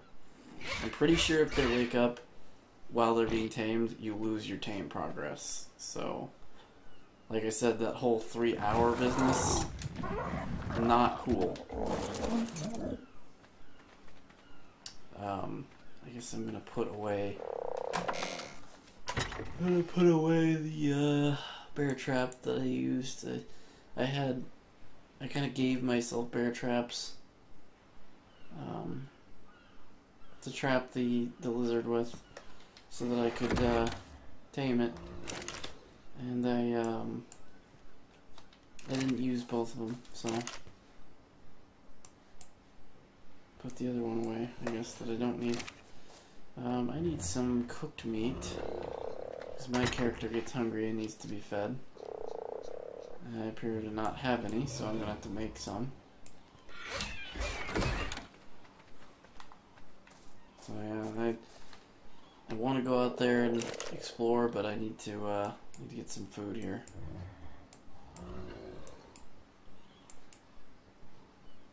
Okay. Wait for that to cook. Go get a drink from my little spout over here. I love this thing. Like, normally I would have to go down there to the water and get a drink from there, but I built this pipe stuff here up to my base, so I can just come to this thing and get a drink. I built this because I kind of wanted a way to get down there, but man, you can't even really climb it either.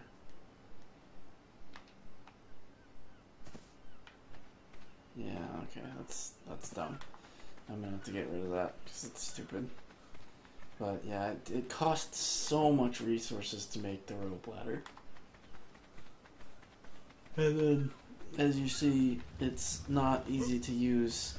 So, kind of a waste, this. I'm just gonna go ahead and demolish this whole thing, because it's just pretty much useless.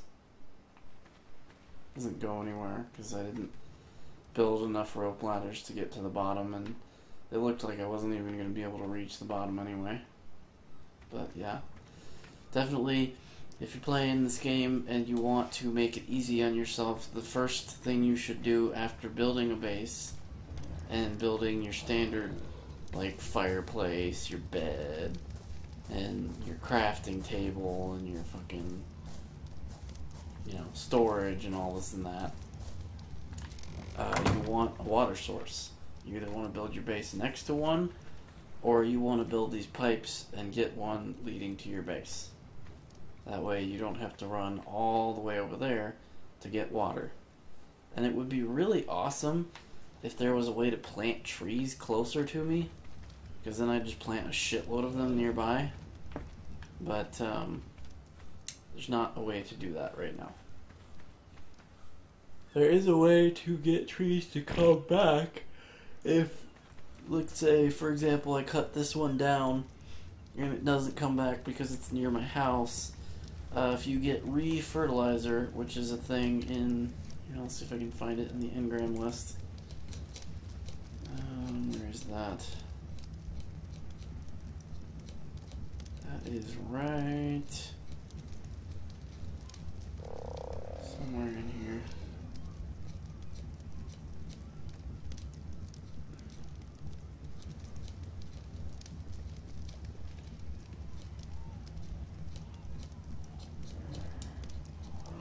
Let's type it in search. Okay, yeah. Okay, it's at 38, so we'll just go to 38 then. Level 38, which is right here. Re-fertilizer, as it says right here. Spread these seeds of concentrated nutrients around, and what was once harvested may yet regrow even nearby a structure. So, basically, if I were to cut this tree down, or that tree over there, or if I say I was in the middle of the forest and I cut down a bunch of trees, I could put down the re-fertilizer and it will regrow all of the trees. Oh yeah, I was kind of going through my dinos. This one here, the Triceratops, is basically my berry harvester. I'll probably demonstrate. Basically, go over any grassy pile and attack, and he gets a bunch of berries. And you just basically run around all the grassy piles or bushes and just do that to whack them. And he will get a bunch of berries in his inventory. That's pretty much the only thing that I use this diamond for. And pretty much the only reason I even have it is to get those berries. Which, it's another way to get narco berries. A lot of them. Let's see if the plant has more in here. Yes, it does, but not very many. Alright, well, that's good enough. It must take a long time to generate one. And last but not least, we have the frog, which I will demonstrate his use in just a moment.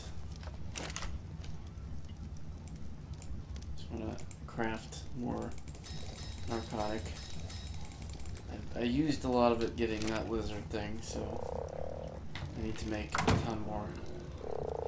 But yeah, this guy's use here, the frog, he is pretty much, besides the or Quetzalcoatl bird, or pterodon, or whatever the fuck creature, this little guy here is probably the next best dino. For two separate reasons. One, he can do this. He can just fucking jump really high. And two, I'll demonstrate his other extremely useful thing. Not only can he jump really high, but he swims. We get to a little bit deeper water here. So he swims, and it not only does he not use any stamina in swimming, but the frog gets all of his stamina back upon getting in the water. So let's say you're jumping around and you use up all his stamina, just hop in the water and he will instantly get all of his stamina right back. Not only oh god, there's a dragon right there. Oh my lord. Scary as fuck. Yeah, so I came to realize after building my base that there are dragons in this area. And there's, oh, wervins, but you know what I mean. But there's a lot of them. Like, there's a whole lot. And they're right there. So this was a terrible spot to build my base. But, yeah, as if the frog wasn't awesome enough with being able to swim and jump, but also his third really nice and amazing talent is that if you hit insects, the ants and dragonflies that are not as prevalent in this map in most places, but on the regular island map, as long as you go out to, like, just go out exploring with the frog, you will eventually find some. And this guy gets cement paste by killing them. Which, cement paste is used for a lot of metal stuff, and a lot of, like, basically cement paste is one of the more important resources you can gather, at least in the mid game. Late game, not so much, but like I said, metal, anything, you need lots of cement paste. And this guy is very good for getting cement paste. But more than anything, I just use the frog to get to places that I am afraid of going normally with anything that doesn't fly, because, you know, could get killed. But this guy is perfect for those, like, caves. The frog is in his best element in caves. And I'll tell you why. Because, A, he swims, So if there's water, he can swim. And B, once you've swam around, you can get him out on land and walk around. Like, most dinosaurs that can swim really well, like the dolphin, shark, etc., they can't walk on land. But he can. And he can also swim too.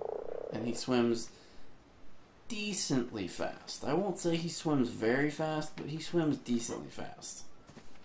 So I found him to be very, very useful in caves. But yeah, as you can see, a wyvern.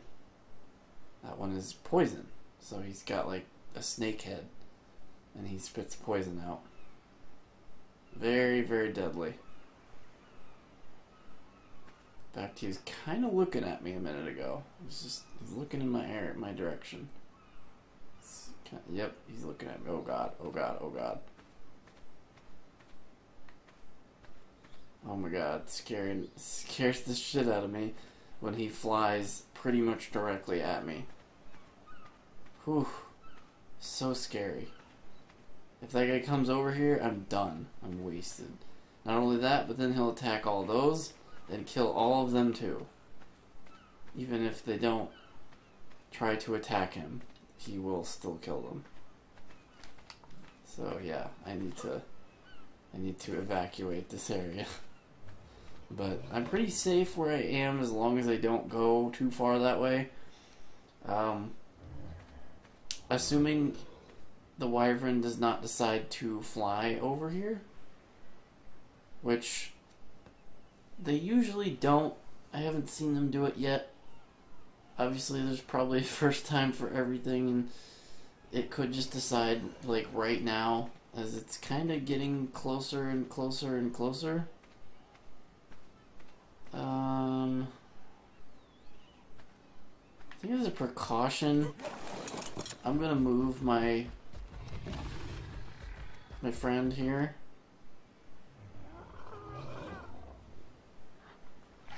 God, that thing is fucking scary as shit. I know he's not really safe back here.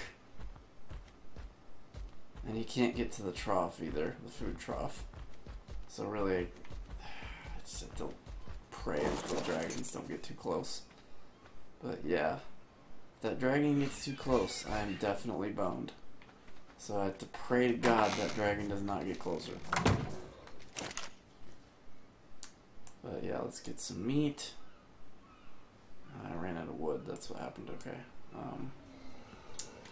So drop those, put this stuff in.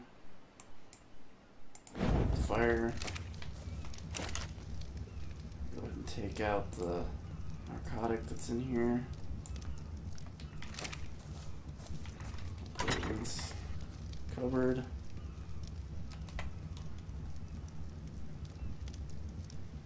Huh. I feel like I should have a lot more.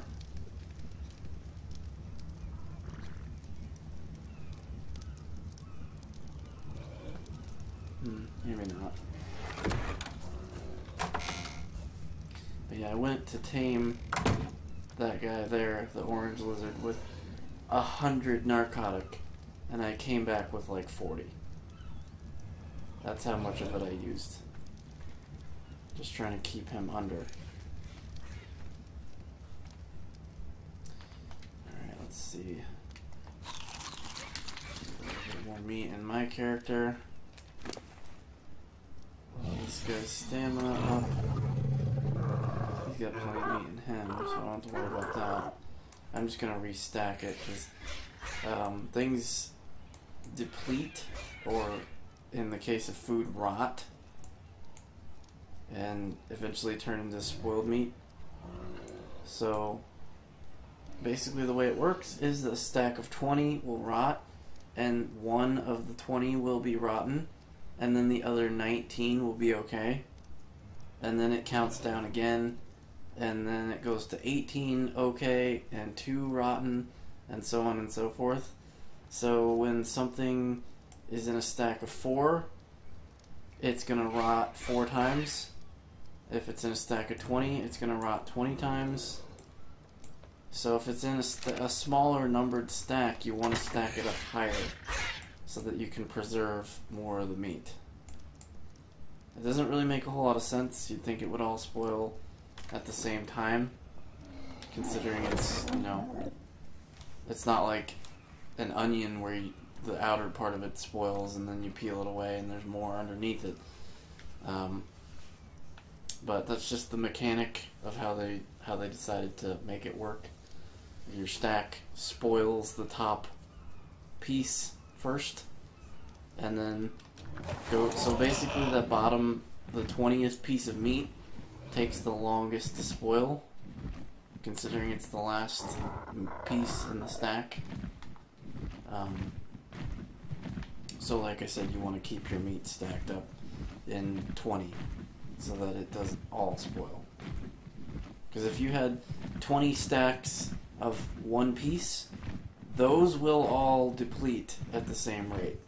And you will go from having 20 single pieces to 20 pieces of spoiled meat in, I want to say, the 6 minutes or so it takes to spoil. So if you have this 20 pieces stacked on top of each other in a stack of 20, then, you know, you lose one piece, and then you lose another piece, and so on and so on. So that's why you want to keep them stacked up. But yeah, so now I'm gonna do a bit of exploring here. See if we can't get some more of the map uncovered. Just gonna kind of check out where I am. And kind of scoot.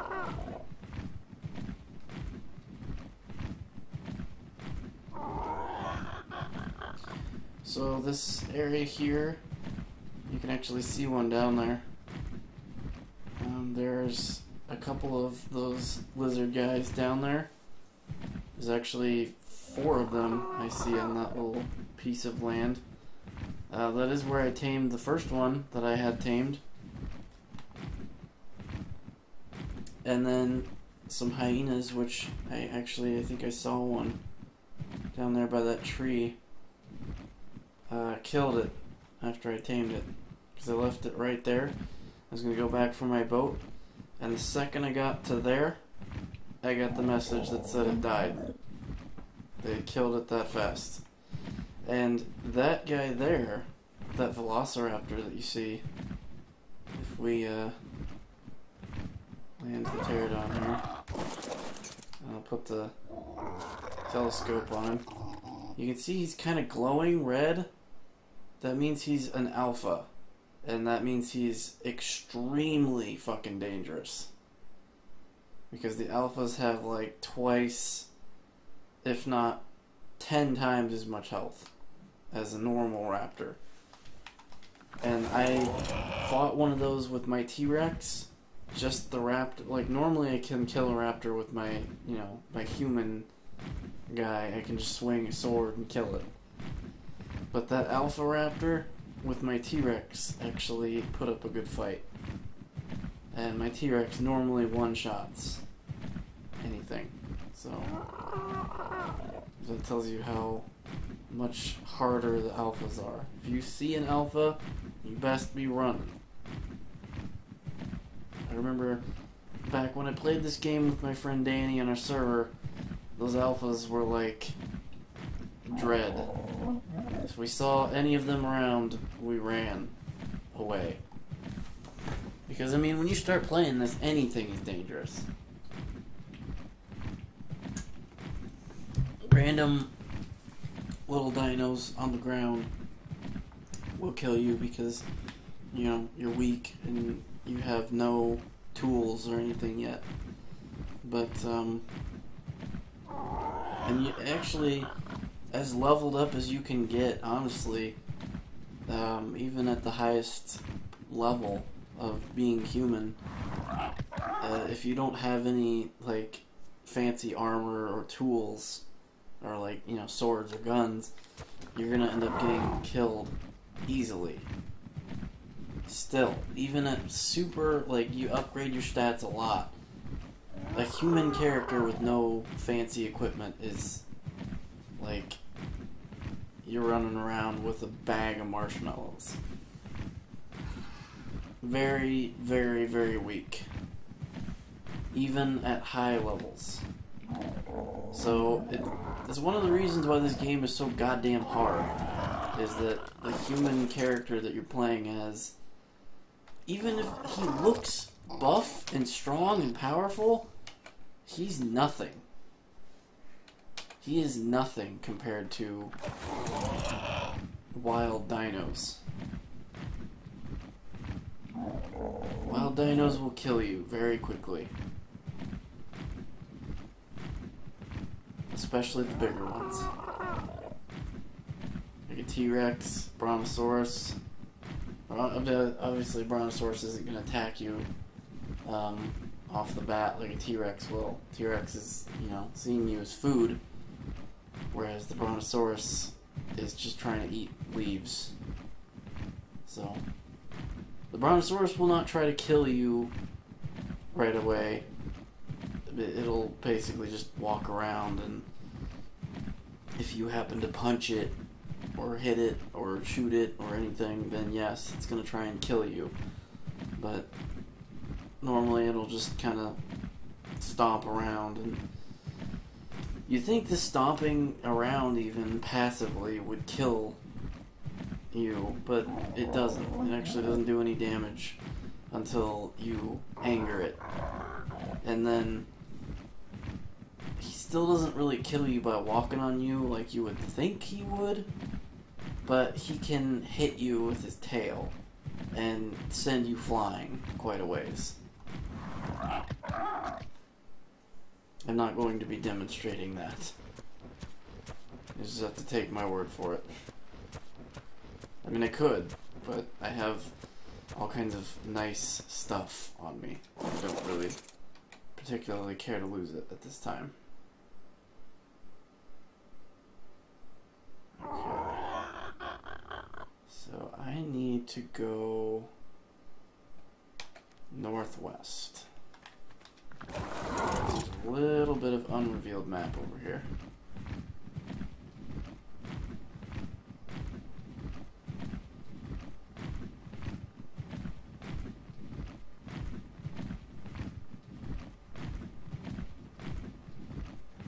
And I have a setting tweaked. My teardown just leveled up. I have a setting tweaked that allows me to see my character on the map. It has a little dot where I am at on the map.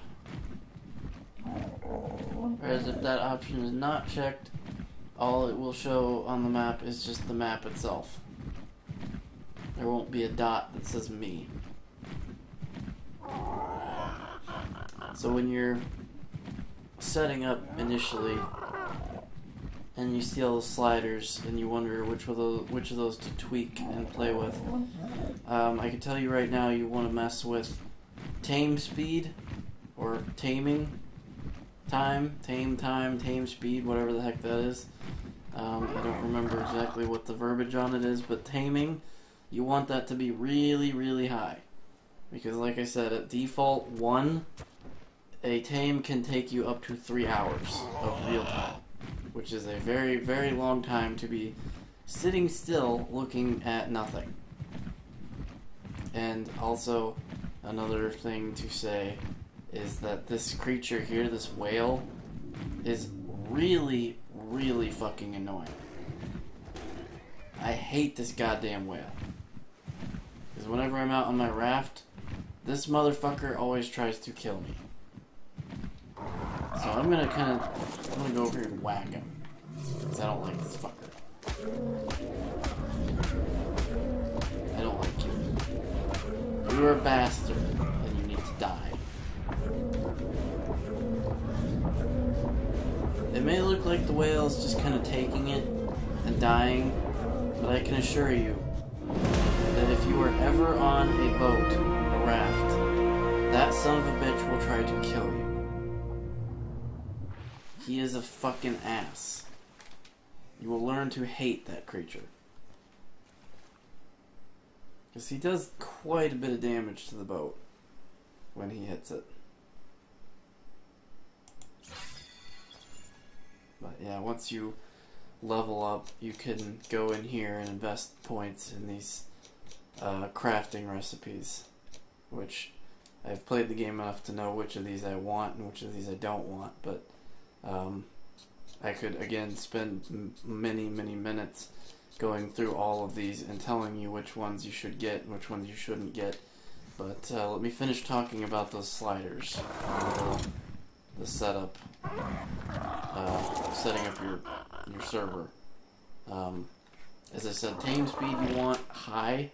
I have it set to 10 times. Normally it's at 1. I set it at 10 because I want the taming to go 10 times as fast. And as I said, that is because normally a tame will take you a very long time to complete. And it's just painful. So definitely tweak tame speed to be very high. The other one I tweak is experience gain. I think I have that set to 3.0 or 3.2 or something like that. 3 times as much experience as normal. That really is just so that I gain levels faster and therefore can make recipes faster. That one's kind of up to you, whether you want to take longer and stretch out your game time. Because if you level up really fast, you're going to be overwhelmed by a lot of recipes and just kind of like not know what to invest points in. So if you leave that at 1, that might give you a better experience if you don't know about any of the recipes and you kind of want to try them out and see which ones are good.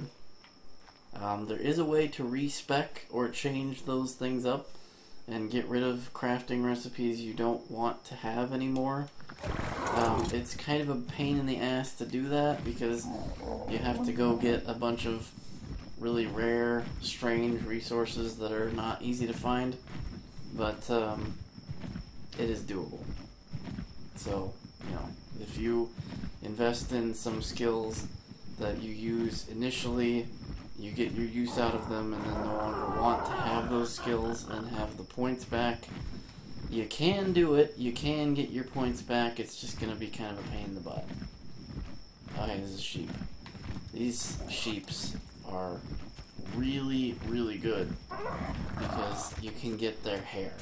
You can get the fur off of them and use it to make fur armor, which you need to survive in the cold areas of the game. But yeah, definitely you want to find one of those and get it. I don't have one because I don't have the ability to make sweet cakes. I don't have all the resources needed to make sweet cakes, but really you just need to find one. I mean, you can't really take it with you and keep it without taming it because it'll disappear, but I pretty much just find one and then go to it. Like there's one over here I think still. There's a spot over here where there's one, I think on top of this rock, if it's still there. Let's see if it's still here.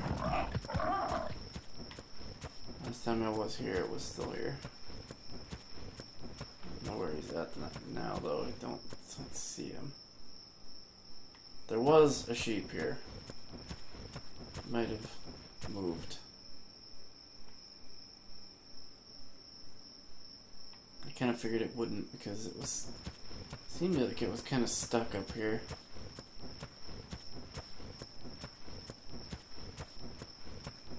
Maybe it despawned finally.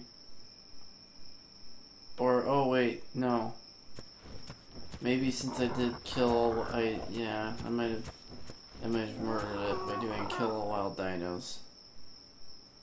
Oops. But yeah, I just find where those sheeps are in the game and then just go to them. Especially if it's like the one that was on the rock here and it's just kind of stuck there. And you know, it's gonna always pretty much be there.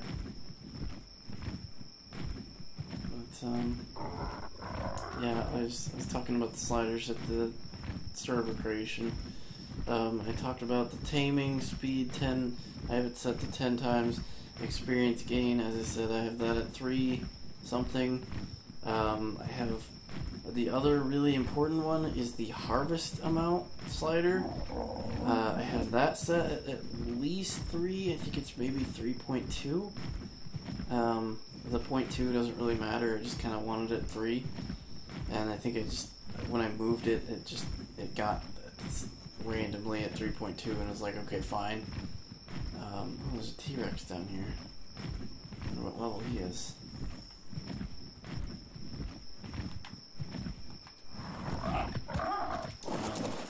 But yeah, you really want to set... He's coming at me. He wants to eat me. Level 15. I can't really tell what color he is. I mean, he looks black. Looks like he's black, but I can't...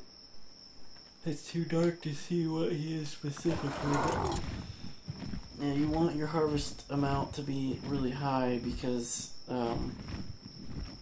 that dictates how much crap you get when you actively harvest a thing. Like you hit a tree to get wood, or you grab at bushes to get berries and stuff. You want that to be pretty decently high. Oh, there's another one. Man, there's 2 different T-Rexes here. But yeah, you want your resource gathering amount to be higher than the standard, because, you know, otherwise you're going to be taking forever to get stuff. And that just makes everything in the game slower and take longer. So I highly recommend upping that. That should not, if you really want to enjoy the game and take your time, like I said, the experience gain is kind of a personal preference, but I would say everybody should up the harvest amount by at least set it to 2. Double your resource gathering, if not triple, because otherwise you're going to take forever to craft things. Or, you know, gather resources to craft things. There's not really anything else I would tweak necessarily. I tweaked, I guess there's one more other thing. The repair structure cooldown is an annoying one, because if a structure of yours gets damaged, you have to wait to repair it, which is really stupid. Because, like, you know, if you're on a raft and the whale thing is fucking it, you can't fix it until it lets you. You have to wait for the cooldown to finish, and then you can repair it. It's very annoying, very frustrating. So I tweaked, I set that to 0, which means that I can repair immediately. Now, in a PvP situation, you would probably want that to not be, because, you know, if you're attacking some other person's shit and they can instantly repair it, then, you know, that's a little unfair. You can't really beat them. So it's good for PvP, but for what I do solo, where I'm playing by myself, I don't need to worry about having fair combat, so I can dial that repair cooldown all the way to 0. I think that's it. Other than the showing your location on the map, that's another one that I would again, if you're not playing with other people, I would suggest turning that on, because then you can look at the map and see where you're at on it.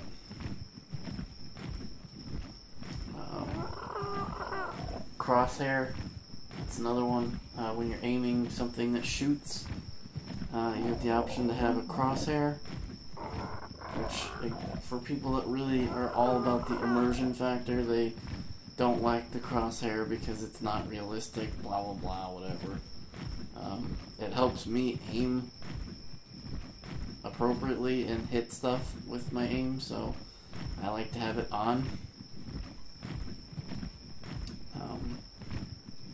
But yeah, not entirely necessary.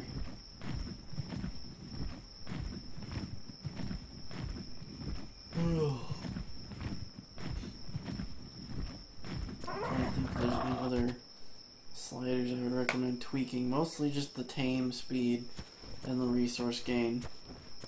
Those are the two biggest ones that I feel like you should, they should just make it so that the weight on those is much shorter. Because, I mean, those are the ones I tweak the most. Like, the 3x for the harvesting amount, and the 10 times for taming. That tells you how long and annoying those aspects can be.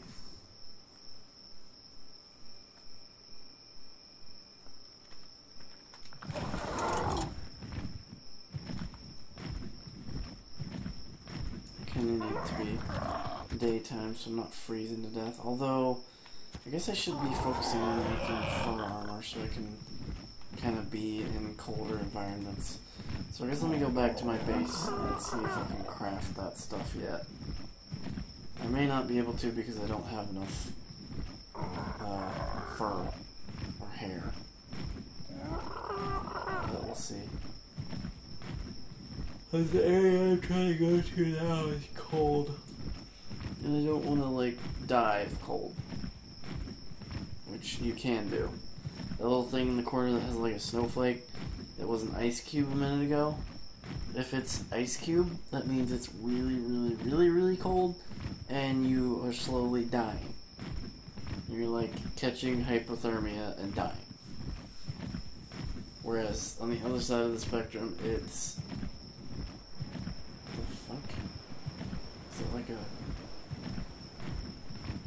What is going on here? That's an odd graphical glitch. Oh, it's that water. That water was like over top of the effect of the light. That's weird. What was I saying? I can't remember what I was talking about now. Oh yeah, I was talking about the temperature shit.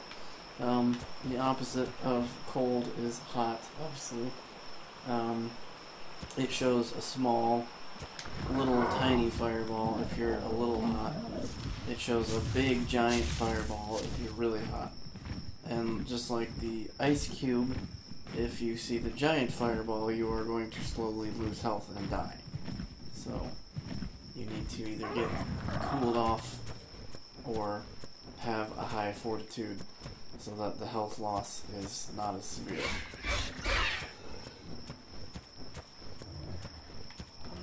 But yeah, this game has a lot of really intricate systems that all kind of make the game harder.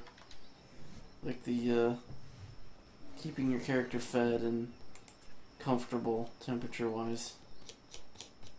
It adds a little bit of annoyance to the game, but again, if you don't really want it to be that annoying and don't want to keep feeding yourself or even your own dinos, you can actually turn that off by tweaking the slider for food loss, I think it is.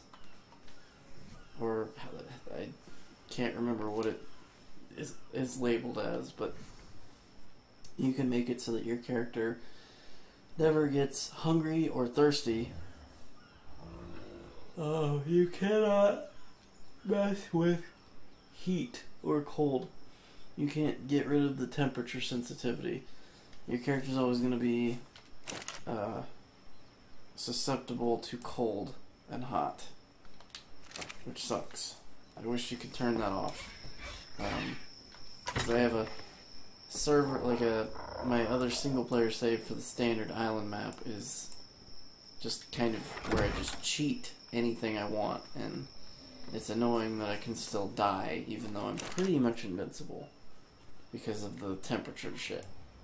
So it would be nice if we could get a slider for temperature sensitivity. That would be good.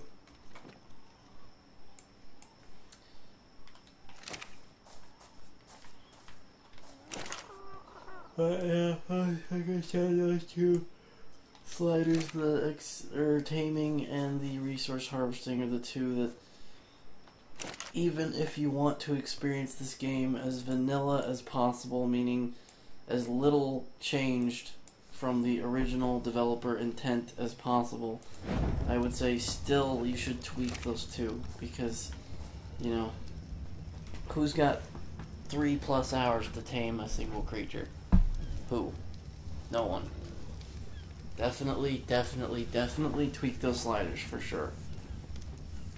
And as I said, if you want to make it even easier, you can get rid of hunger and thirst. You can get rid of, you can make yourself, there's a slider for player damage resistance where you can make yourself pretty much impervious to lots of attacks and stuff. You know, you still take fall damage and you still are susceptible to heat and cold, but not attacking from creatures or players. There's one for stamina depletion. There's the little lightning bolt above the health. The plus sign, the health, is at the bottom there. The one above it is your stamina, the lightning bolt. If I run,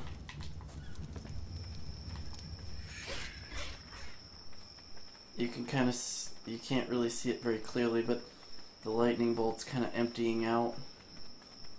I'll keep running a little bit more. The lightning bolt's kind of draining, as you see there. The light blue is getting smaller and smaller and just depleting out. That's my stamina. If I stand still, it kind of goes back up. So you can make that and like endless. You can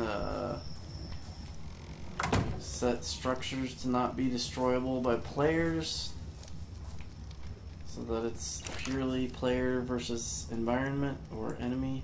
I don't remember what the PvE, the E stands for. I think it's enemies.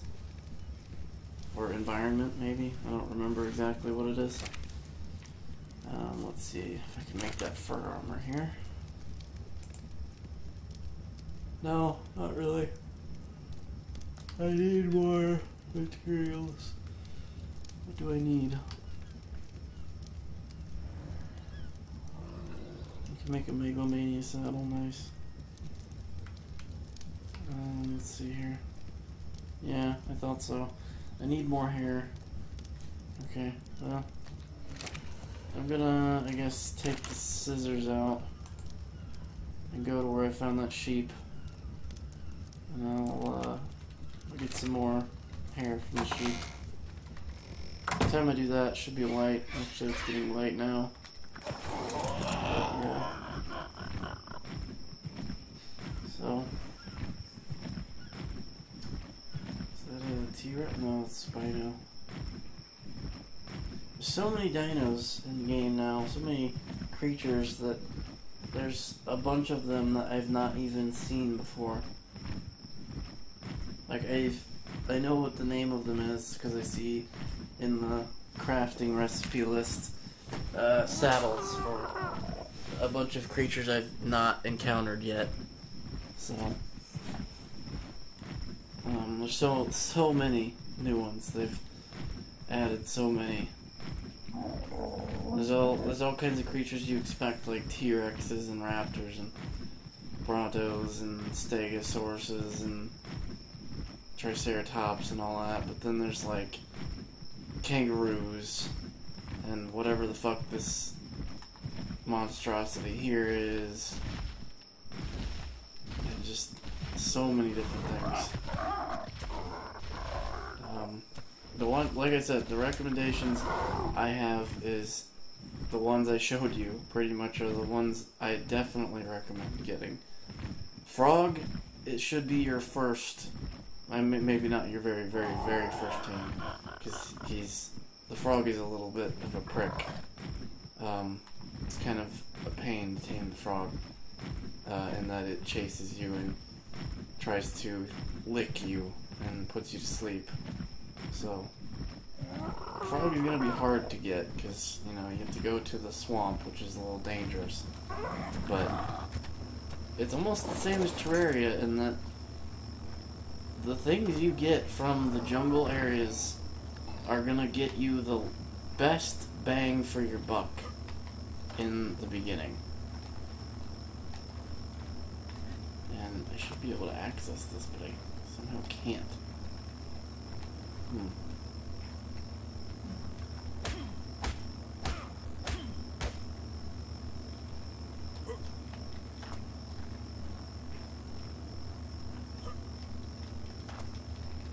I saw the prompt come up, but I'm really crazy.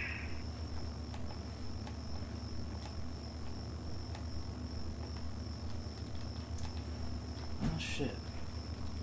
I was able to get some of the other ones. There's supposed to be a press button. Maybe if I do F. No, F's not working. Okay, well. Normally you can get access to these supply drop things, and they have some stuff, and then this multicolored one here, it means it can have a bunch of different things. It can be, the white ones are the beginning, very, very small, low-level person, like, they're color-coded for, like, your level, your human character's level. The white ones are ones that any player, any brand new player can access. I think green is the next level up. Blue, I think, is after green. Purple, I think, is after blue. I think it then goes yellow and then finally red is the highest tier. Red being 70 or 80 up, like level 70 or 80, so you're obviously not gonna, as a level 10 or 2, gonna be able to access it, so you have to pay attention to what level you are, and that determines whether you can access some of those. But you want to go find those and get the things out, because they have free, already crafted stuff in them. And there's the ants. As you can see, those little bugs trying to get me. If I had my frog, I could have got some cement paste on those little bastards, but I don't have the frog at this time. It's back at base. Find that fucking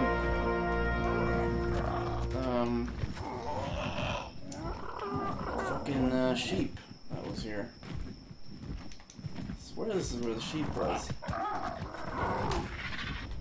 damn it, stupid bugs. So, I swear this is where the sheep was.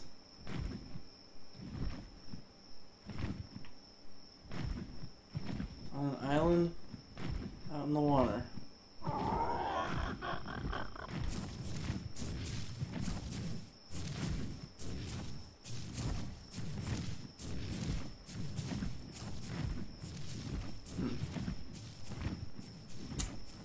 Let me see. Maybe on a different island.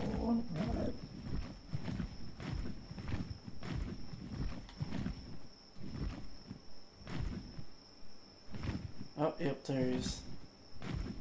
Okay. I'm just laying down here. Gotta make sure not to draw the attention of the raptor. Although I could kill the raptor. And then I'll just go ahead and use my scissors and snip my way at this guy here. As you can see, his fur is retracting because I'm cutting it off.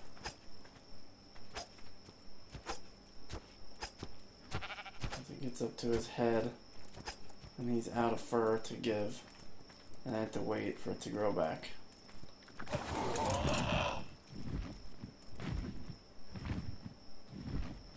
Yeah, those sheeps can be kind of hard to find. They're not exactly everywhere. And the fur they give off, as I said, used for making the fur armor, which allows you to go into the cold areas and not die immediately. Like if I go over there now, I will start just losing health because it's so cold. Let's see here. I'll go there. Now that it's daytime, I might have a better, like, at nighttime, as you would think in the real world, it is colder at night. So, is that a... I think that's a passive creature, but there's some that look like him that's not passive. I'm afraid he's gonna kill my sheep there, but not my sheep, but the sheep. I want that sheep to be alive, so I want to get fur from it. So I'll continue to explore the map here, see if I can get 80% of it. I don't think I will, because I think a good portion of it is inaccessible and therefore undiscoverable. But we will see. So kind of give more of a tour of this map, because it's, you know, this is a really neat map. And I have a decent amount of stuff on me, I can survive. I don't know if the pterodon actually has a lot of stuff, but I can scoot down here and maybe kill these raptors.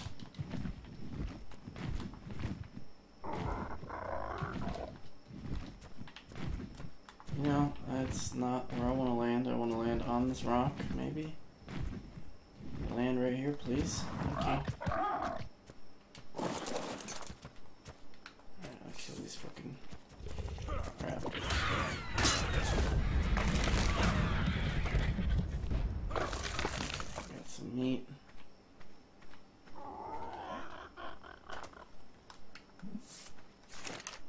Here's my grapple hook. I should be able to just walk up this, but not working, so grapple hook away. I broke my fucking glasses. Repair these? Yes.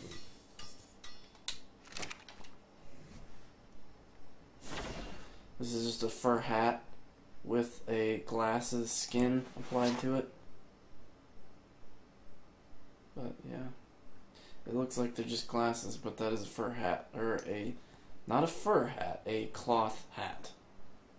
And then this stuff is desert armor, which is normally exclusive to the Scorched Earth map, but which I do have. I did pay for that expansion, but it's also available on this map. I don't know if I guess I don't know. I guess I'd have to have my friend Danny confirm, since he does not own the Scorched Earth DLC, if he would be able to access that content on this map. I think that would pretty much nullify the need to have Scorched Earth DLC, but I think it also is dependent on the host. I think if I were to host a server and my friend Danny join it, he can then access Scorched Earth stuff, because he's on a hosted server that is hosted by me, and I have access to that DLC. However, if he hosts the server, he does not own the DLC, and therefore he would not be able to access the content. I think that's how that works. Don't quote me on that, because I don't know for sure. I own the DLC, so I don't know if the fact that I can access it on this map means that I own it, so I have access to it here as well, or if it's just accessible on this map to all. If somebody that does not own the DLC were to play this map, I don't know if they would be able to have the content or not. I would say probably... I don't know, it's hard to say, because this map does have creatures that are supposed to only be in Scorched Earth DLC in this map. So I'm not sure if they just aren't here if you load it up without the DLC, or how that works. Again, I'd have to have my friend Danny to confirm, considering he does not own the DLC, and I do.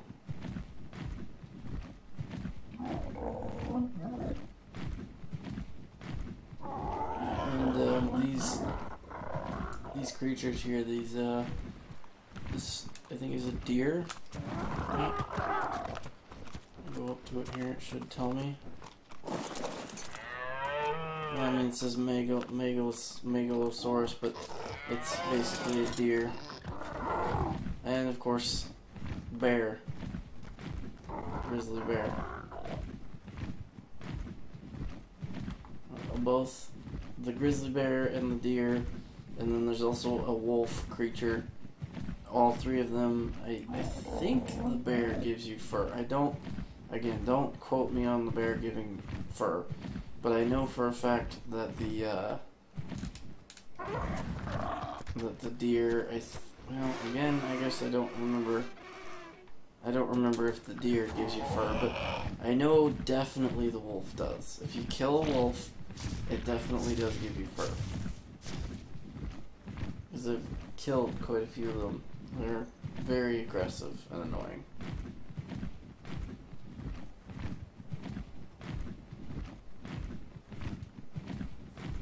Those guys over there, these saber-toothed creatures, do not give you fur though. It's only the wolf. Because the wolf is more of a cold creature, whereas saber-tooths can be anywhere.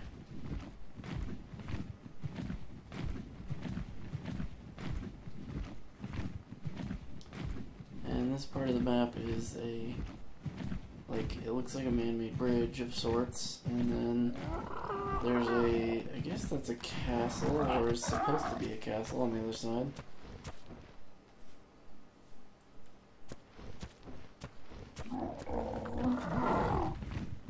Alpha Raptor? No, that's the regular one. I think, right? I think that's a regular one. Yeah, it's another regular raptor. But yeah, this I think was a castle, and I guess is still. Can't really say for sure. Somewhere over here there was a castle. A really big, tall one. With a lot of interior space. Whereas this one here does not really seem to have any interior space.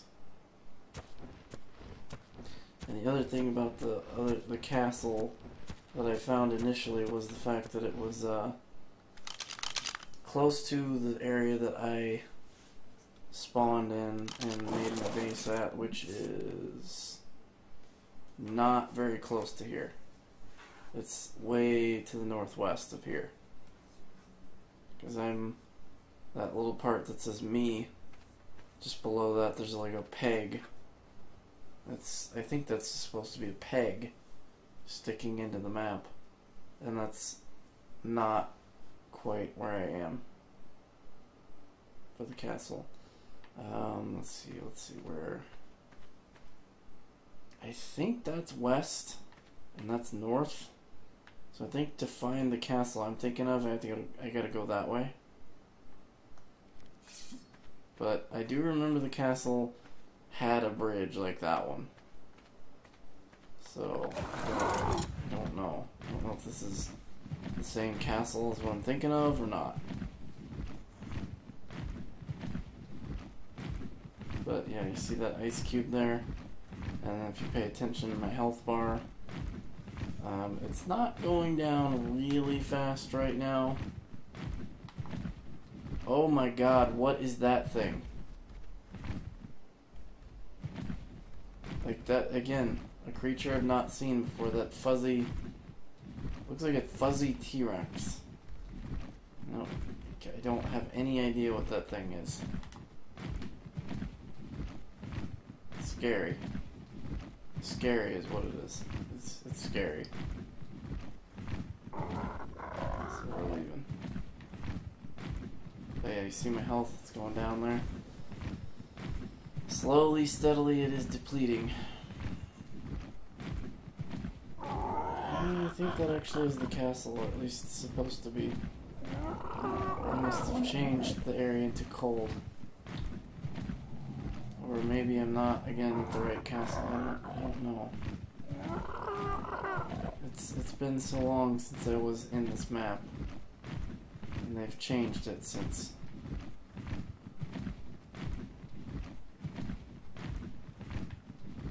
I'm not seeing anything else that looks like a castle. Oh wait, no, that over there looks like a castle. Let's go look at it. I gotta get stamina though. The bird's gonna fall out of the sky. I think that's the castle I'm thinking of over there. So they must have moved it. Because I remember when I saw it initially, it had a big bridge like that one back there. In the ice. But that castle that was more of like a mound. Because the castle had no interior space. Whereas this one, I think, is going to be the one that has the interior space. And I don't know if this one will have a bridge. It might. That bridge might pop in if I get close. Let's find out. T-Rex, 2 of them. Ooh, that one's like red. Kinda like that. Kinda like that. Anyway.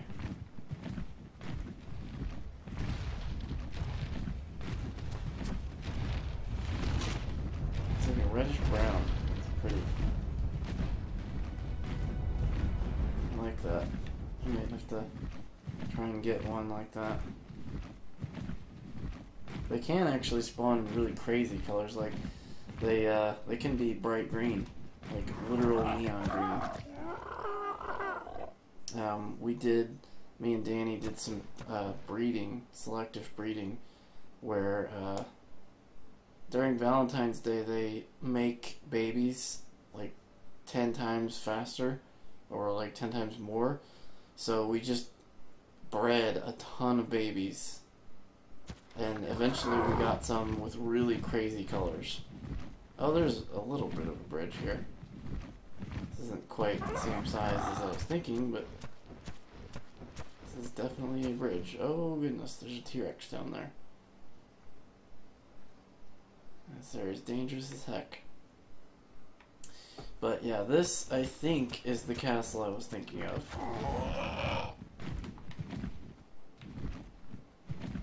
It's got interior. Ooh, it's still full of spiders and other shit, nasty shit. But yeah, you can land on the top. Oh god, I'm being attacked by bats, I think. Yeah, this castle's full of bats and spiders. But there's supposedly some kind of hidden thing at the bottom. Oh my god.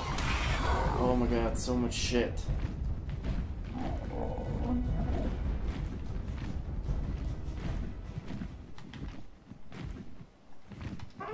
gonna park the pterodon here, and I'm gonna kill this shit as it comes at me. Because it's coming at me. I'm gonna swing the sword and kill it. Is that shit coming for me here? No, it's just sitting there. Okay, I need to get a little closer.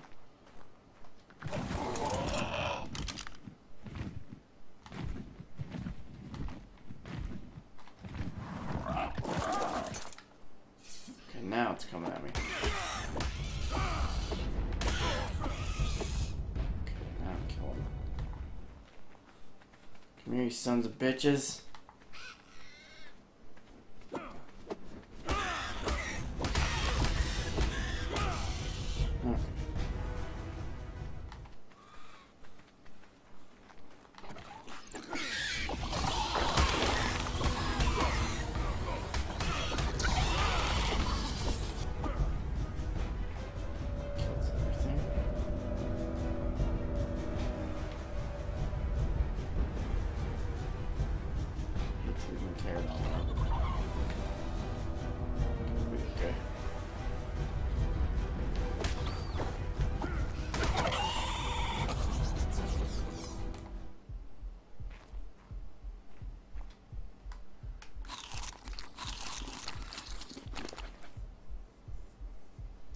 take the trinket arrow, but I don't really need the rest of that.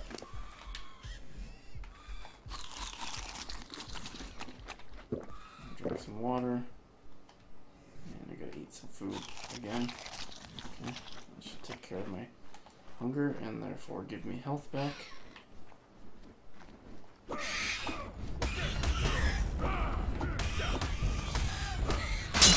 Oh god. Oh god, that fucking breaking noise scared the piss out of me. Oh crap. Oh god. Yeah, that sucks ass. Yeah, that sucks real big ass. That is a long motherfucking way. Shit, okay. I'm gonna cheat a little bit here. Because, yeah, I didn't expect to die there. And there's like no way I'm getting that far with anything else that I have. Because my pterodon is the only thing that could get me that far. So, what we're gonna do here is we're gonna put in this cheat here that summons an already pre-tamed pterodon. And I'm gonna fly this guy over there back to where I just died at to get my stuff because, like Minecraft, your shit eventually disappears in this game. And I'm not... There, again, there's mods to make that time longer, so I could conceivably take the frog and hop my way to that spot, which would take for fucking ever. But, you know, if I had the time, I could do it. I don't really feel like taking that much time to do that, so I am just going to cheat. Because, again, I did not expect to die. I think I got turbo rabies again. I didn't think those bats could give you turbo rabies.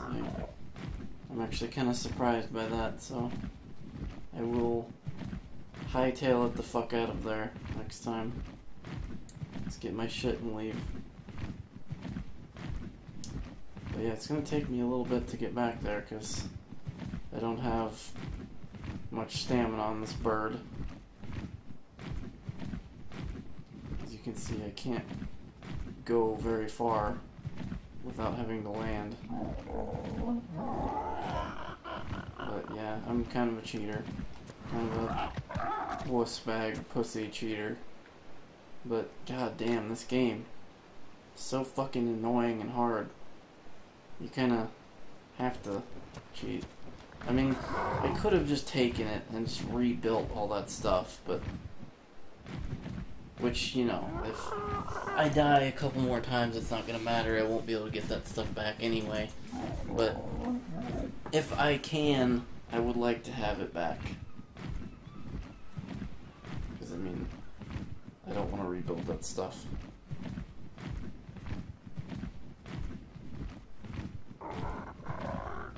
I've actually had to sacrifice my stuff several times already. And it's really fucking shitty when you have to do that. But I mean, if it's all the way on the other side of the map, you ain't getting it back. Which, as I said, normally you ain't getting anything back. But I'm gonna cheat. And god damn it, it's out of stamina. I'm right fucking there and it's out of stamina. God damn it. It'll do this where it's like, to land, and then it'll drag you down. And if you're too high, it will just throw you off and you'll fall to your death. So you really, really, really do not want to be in the air without stamina on this thing.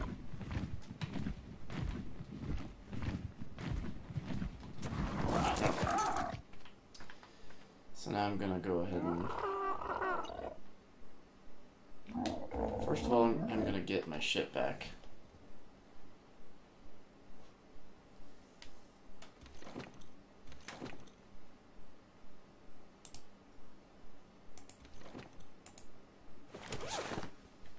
Okay. Next thing I'm gonna do is unclaim this pterodon. because I don't need it now. Alright. And I'm going to hack away at my body here so that it stops putting this beacon of light that tells me where I died at, because I kind of know I found it already. And yeah, all my armor got fucking destroyed, which sucks. And this is almost gonna break too. Shit, I don't have enough stuff to repair it. Okay, well I guess I'm just gonna be naked then. Thankfully my pterodon that I had is not dead. So yeah, I guess I have to be careful not to be super rabies. But yeah, you'll notice I have a buster sword that's not part of the base game. That's obviously a mod.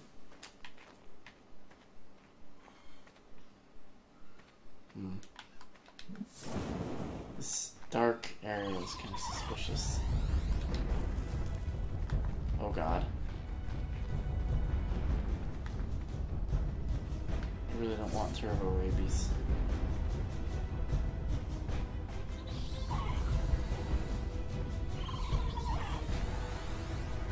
What are they fighting? Ah, shit.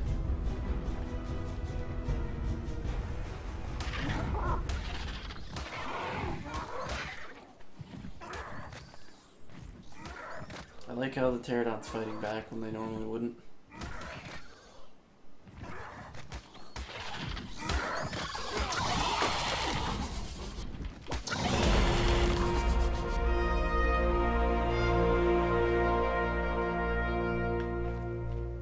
I'm trying to see if I can find where this... Well, there's a cave under this thing. Or cave entrance or something. Shit.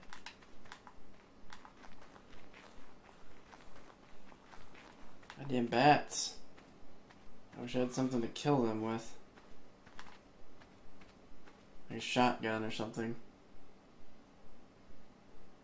Problem is not their attack, it's the super rabies. Super rabies is very deadly.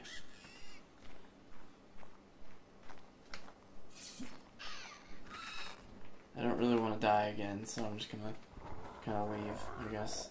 I'm gonna be a pussy and leave. If I had a shotgun, I would definitely take this weapon out. How am I heavy? What the fuck?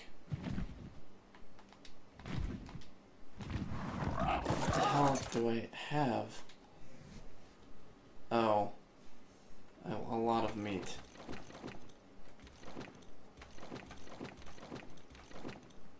And metal and stone. I don't know how I got so much stone.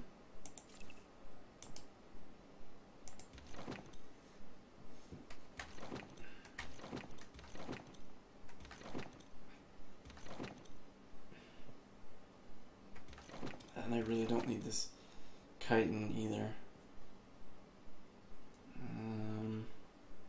Sure, melee damage, I don't fucking care. I guess I'll fly around and see if I can, like, spot something that looks like a cave entrance.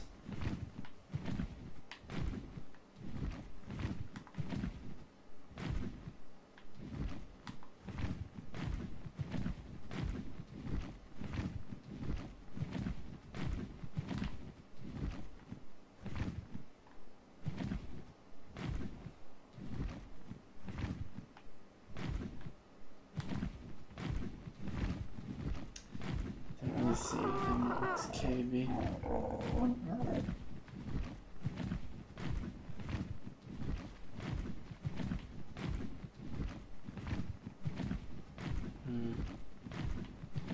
I feel like it's in the castle itself. It has a rectangular door looking thing here.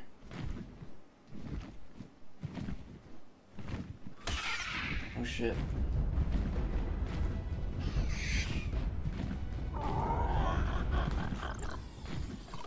Oh gosh. I didn't see the spiders. I wonder if there's like a lever or something Because there's that door right there, but I don't know how you activate that.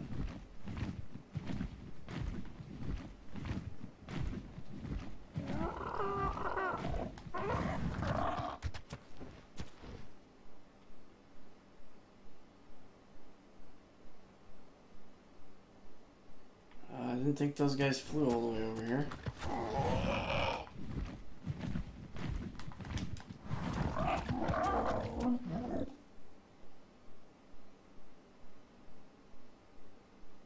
I really didn't think they flew this far.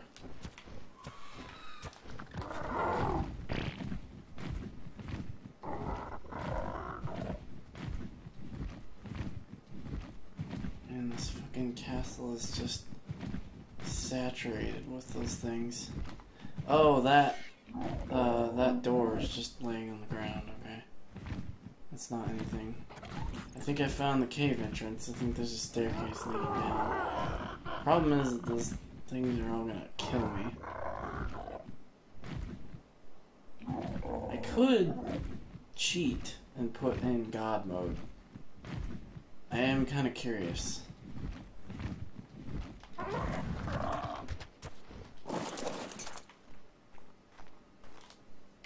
Okay, I'm gonna cheat just so we can see what's in here.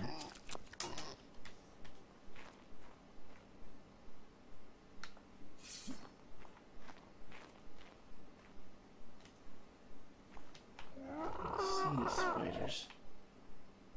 I heard one a minute ago, but I don't know where it is.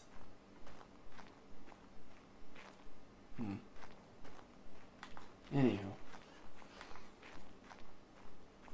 There's a bug. And some spiders.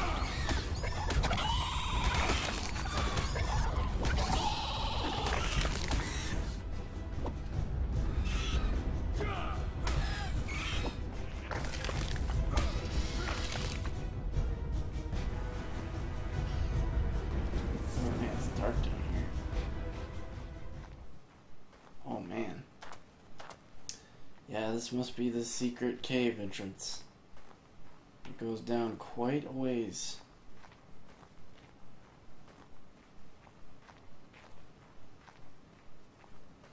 Oh yeah. It's gotta be the secret cave entrance.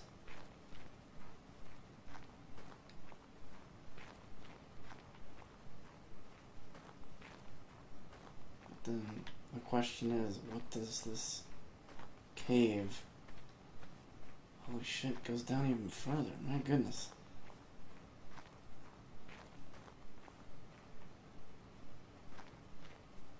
Ooh, hello. Nice.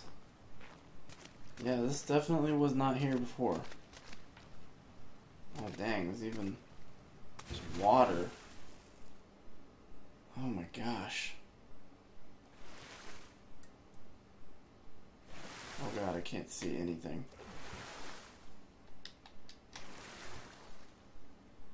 I mean, that's where to go, but I don't want to drown. I can still drown. I don't really feel like drowning. No! I need my torch. There we go, okay. Well, if I had scuba gear, which I could cheat, but don't really want to cheat right now as much as I have already. So, I'll come back and explore that later. I really don't like underwater stuff because the underwater stuff is probably like the most nasty, hardest to beat, most punishing. Like there's, and I guess the mod I have makes it so that the jellyfish aren't quite as dangerous, but the jellyfish take you off your mount and they stun you so you can't move. And then, you know, when you're touching it, you're dying. So, it's basically like instant death if you get hit by one. Because they'll just stun you and keep you being hurt over and over and just kill you. Okay, so we'll take God mode off now. Okay, yep, it's off. We'll go ahead and make our way on out of here. Wait a minute. Why am I still, again, heavy? Hang on. I gotta figure out why I'm heavy. Somehow I have a butt ton of stone. I don't know where I'm getting all these rocks from. Doesn't make any sense. That should help. Yeah, that's way better. Okay, let's see. Let's figure out where I'm at on the map. Okay, map. Oh good, look at that. I'm making all kinds of progress. I need to go north. Give this guy more stamina. Okay, so we'll go this way. I think this is north up here.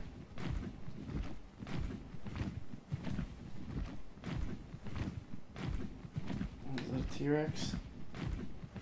No, I think it's an Allosaur. Allosaurs are like between Carno and T-Rex size. Oh geez. It was like right underneath me. Very much could have eaten me. Carno versus Allosaur. Who will win? Oh, the Allosaur won. This is a close fight though. Allosaur was getting pretty hurt.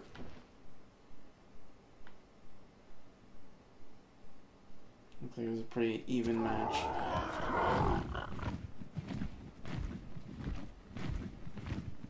So yes, I got super rabies from that stupid, or the onyx or bat.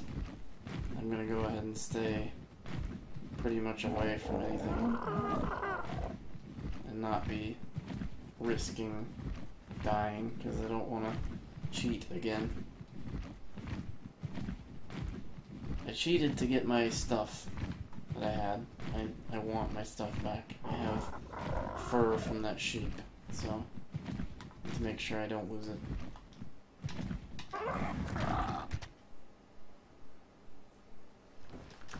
As you can tell, I am the kind of person that does not like to lose my shit when I die.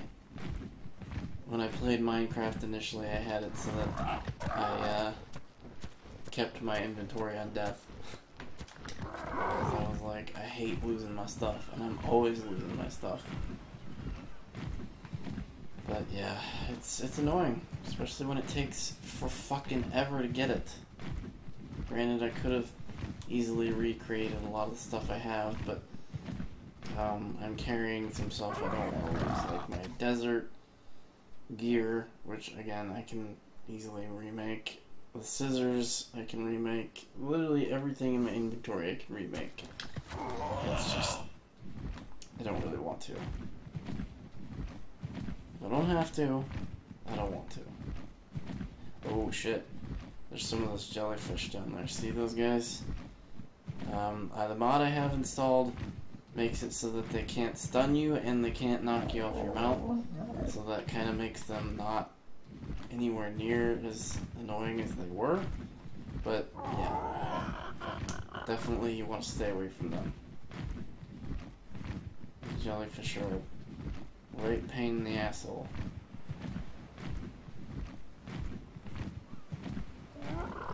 And there's eels. There's electric eels that are worse because they're faster and more aggressive. The jellyfish kind of float in your direction slowly, so if you see them, odds are you can outswim them and get away. But I am told from my friend Danny that the electric eel is very, very fast and very, very annoying and aggressive. It's basically the jellyfish, but it can move very fast. So you really want to stay away from them.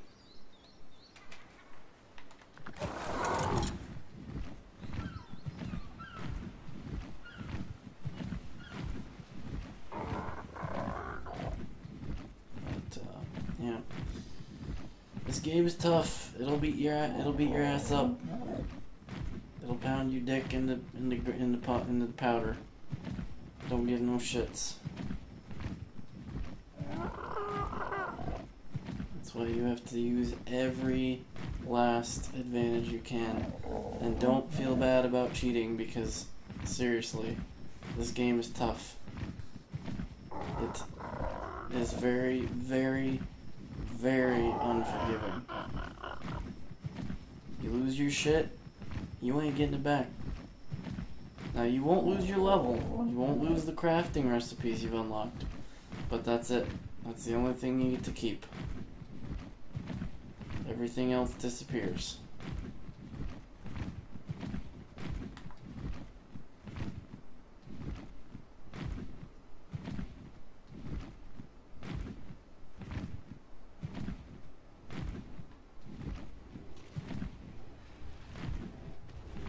Trying to determine if this hole goes all the way down.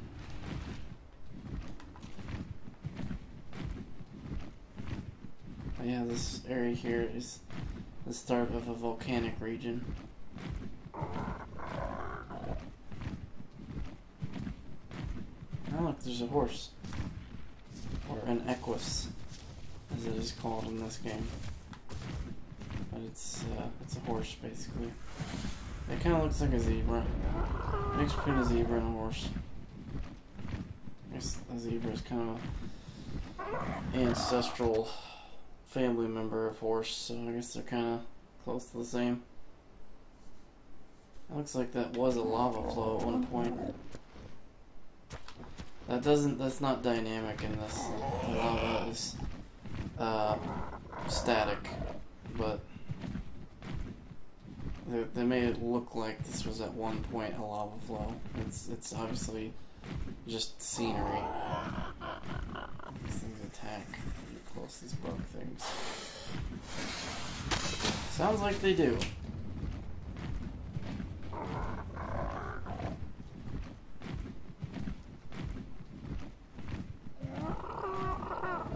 There's all kinds of nasty shit here. These centipede things are kind of mean too. Pretty much everything in this game wants to kill you that's not a plane eater. Even things that are omnivores like bats. Bats can eat fruit or bugs. But for some reason in this game, they have a taste for human flesh. Probably because they're big. So if they weren't quite as big, they would probably be nicer.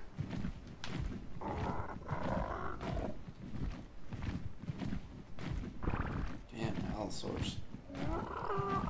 And that looks like a T-Rex down there. And all kinds of nasty shit over here. That's pretty much how me and Danny classified areas of map when we played, because we were, in the beginning, didn't have flyers or anything, so if we ventured too far away from our bases, we'd get killed. And we would say, oh, that area over there is really nasty, stay away from that area. Which, you explore enough of the map, you get brave enough to go out far and look at things, you'll come to find that 90% of the map is full of nasty shit that will kill you.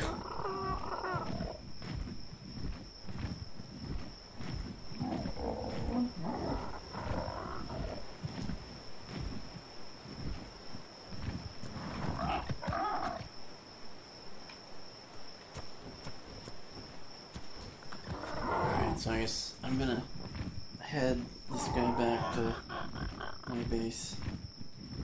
I might stop and get this beacon, this purple pod thing here. Just for shits and giggles. Get out my torch so that my dude's a little bit less cold. Because this torch actually does help a little bit.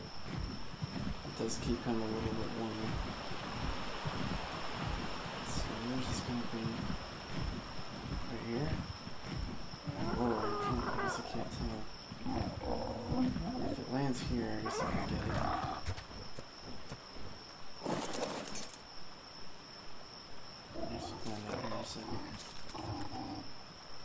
much meat do you have? So I can give you more. There you go. You can have more. I got more raw meat for you.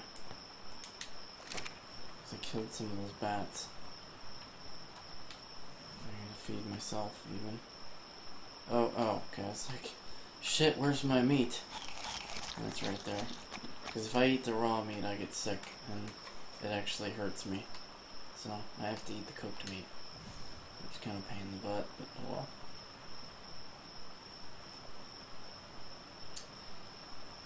So I'm just waiting for this this pod to come down here, slowly. Hoping it lands on this rock right here and I can get it.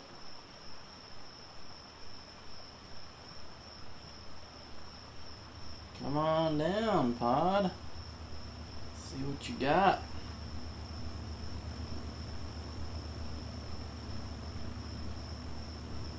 And it's going through the rock. Fantastic. Okay. There we go. Its ultimate destination is down here. So we will go down here. And on this rock.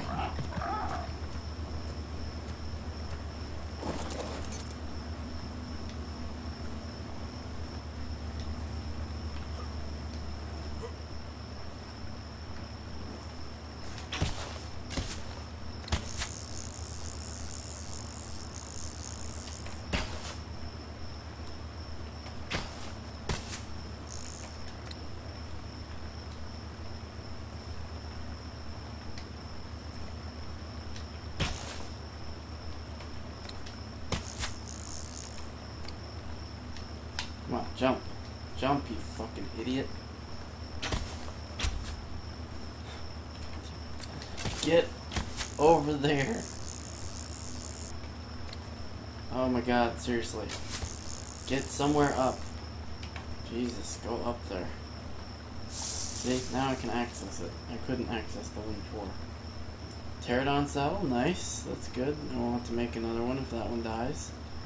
And then Doedicurus, I believe that is the, pretty sure that's the little armadillo guy. Which he is good for rocks. Good for getting a bunch of rocks. And you can hit a rock with his tail, and it will generate a lot more rocks than it would if you were to hit it with a pickaxe. So there is actually a point to having those creatures, even though it doesn't seem like it initially. And crap, I've got a little bit too much shit.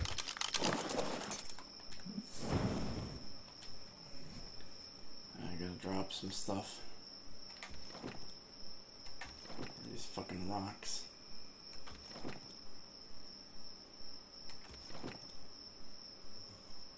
Fucking saddles are weighing me down now. Okay.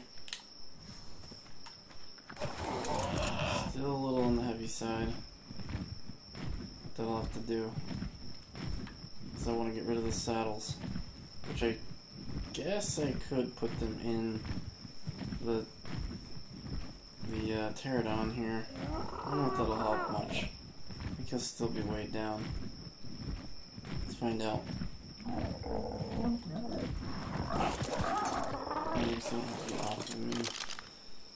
Just press F. Let's see if that helps.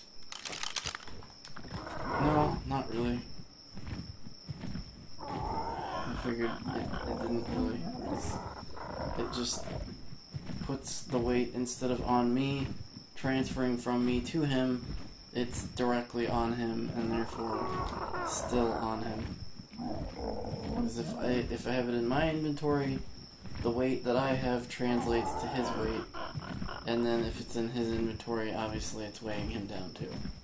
So it doesn't matter if you put the stuff in the pterodon or you keep it in your inventory. The player weight translates to the dino weight, so you're gonna be heavy unless you drop whatever it is that's causing you to be heavy.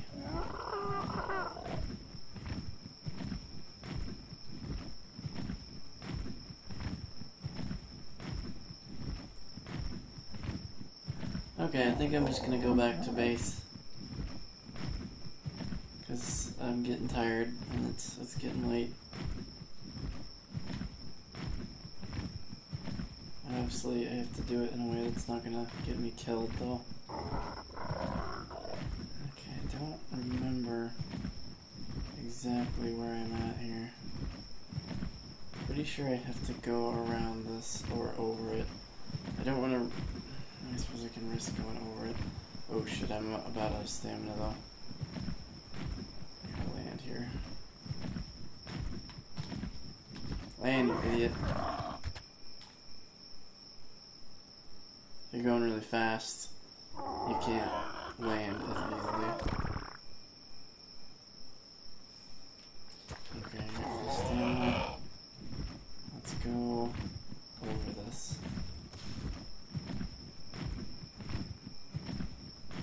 Oh shit, you know what? I can't actually. I cannot do that. That's the area where I will die in seconds. I can't do that. I have to go around. I need the fur armor for that area, but I don't have enough fur. I suppose if I found... And that is a very odd thing. Huh. If I can land on this. No, I can't. It's graphical. Just a graphics glitch. Okay. I don't know if anybody's reported that, but I'll go ahead and wait for a bit. Come back and see if that's still there.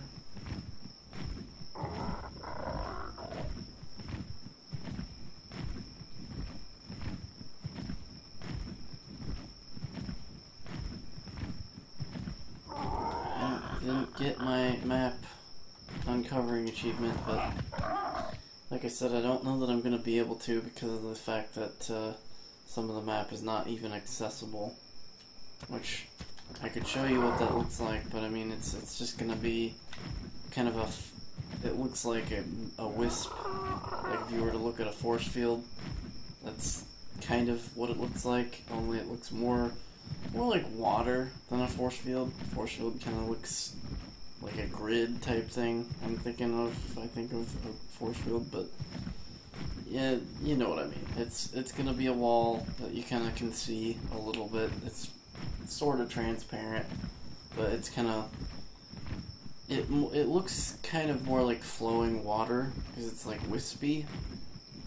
It's not like a static image. It's more of a flowing, coursing fluid type deal, almost like smoke, but it's just like a giant wall and you can't go through it. And that's the southeastern part of the map. It's like the entire southeastern quadrant is inaccessible because it is so work in progress that they don't even want people in there. And I don't really particularly know why they don't want you in there, but you know, it's their game, their map, their rules. Broke my torch, I gotta repair it. And I can't repair it. What do I need? Wood. And find a tree. I want my torch back, I need to get some wood.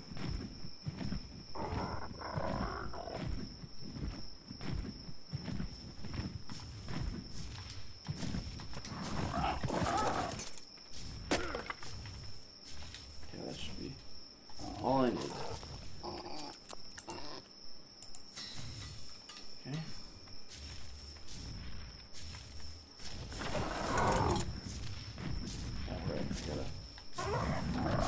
Equip the thing. And I have a custom skin on the torch. It looks like a sparkler. Normally it looks like, you know, a stick that's on fire. Like a normal, if you would think of a video game torch, that's what it would look like. But there's a skin for making it look like a sparkler that you can get I think it's all by achievement now. I think everything, custom skins are all based on achievements. And I have a few of them, so I have a few of the skins. You get the hairstyles with achievements as well. They used to just get the hairstyles based on the update. They just give you it. But now it's based on achievements. So you have to get achievements to get the hairstyles. Or you can do what I do in either the island map or on this map. I was like, the achievement for Mohawk is like beat every boss or something like that. Some crazy thing that I was never going to be able to do. So I was like, yeah, I'm going to go ahead and give myself this with the cheats. So, I mean, you want the hairstyle and don't want to do the achievement, you can do that. But for the explore the map one, I can actually do that. It's not going to be so hard that I can't do it. So I figured I'd actually try and get that one legitimately. Because I can actually do that.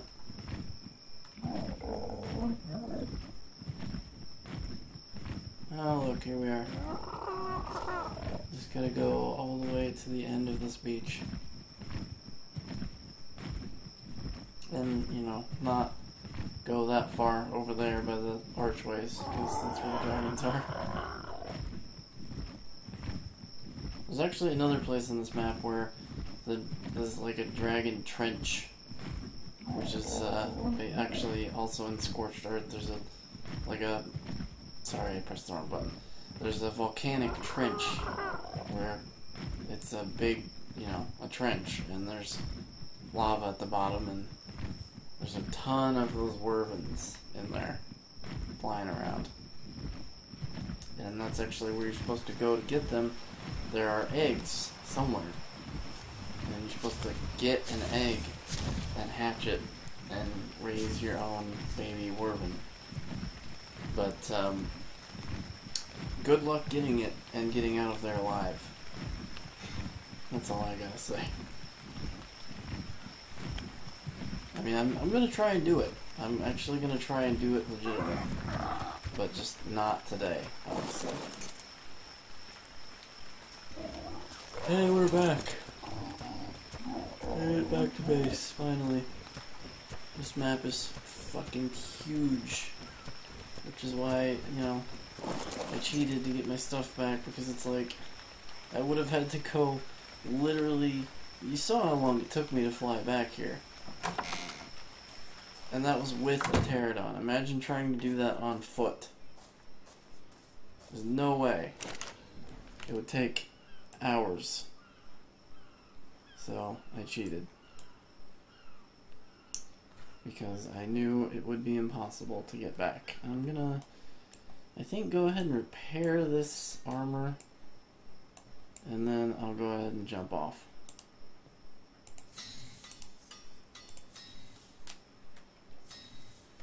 Okay. Get my armor repaired. I actually painted my armor, my desert armor originally, but I died with it and lost it. So I lost my custom painted armor. I'll re-dye it later, but I figured while I was still doing dangerous shit, I might as well just leave it unpainted in case I lose it again. But yeah, I had the pants and boots black. I had the like shirt and scarf. I think the scarf, I can't remember if I did both the shirt and the scarf, but I did green up here, and then I changed the gloves to black. So he looked kind of badass. He still does kind of look badass, but I think this outfit looks better with dark stuff down here, dark gloves, and then, you know, whatever shirt color you want. But yeah. But yeah, that was Ark. I guess I didn't go to my other base, but honestly, that other base looks exactly the same. Like, I literally put everything in it in the same place. It's just, it goes back a little further because I made it bigger. And it's made out of stone instead of this thatch shit. So it's really not that different. I realized I guess I did the bed. I had the bed on the other base is up against the wall, flat. Unlike this one, which is kind of sticking out. And then I put the mortar and pestle on this side of the door, and the other one. Fireplace is still in this corner, I think. The map is still right here next to the door.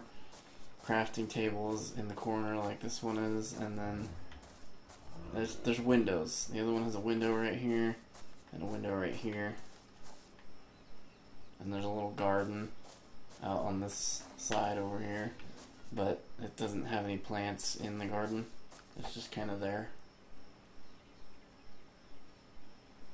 And then I have a chest like this one sitting kind of in the middle of the house because this goes 2.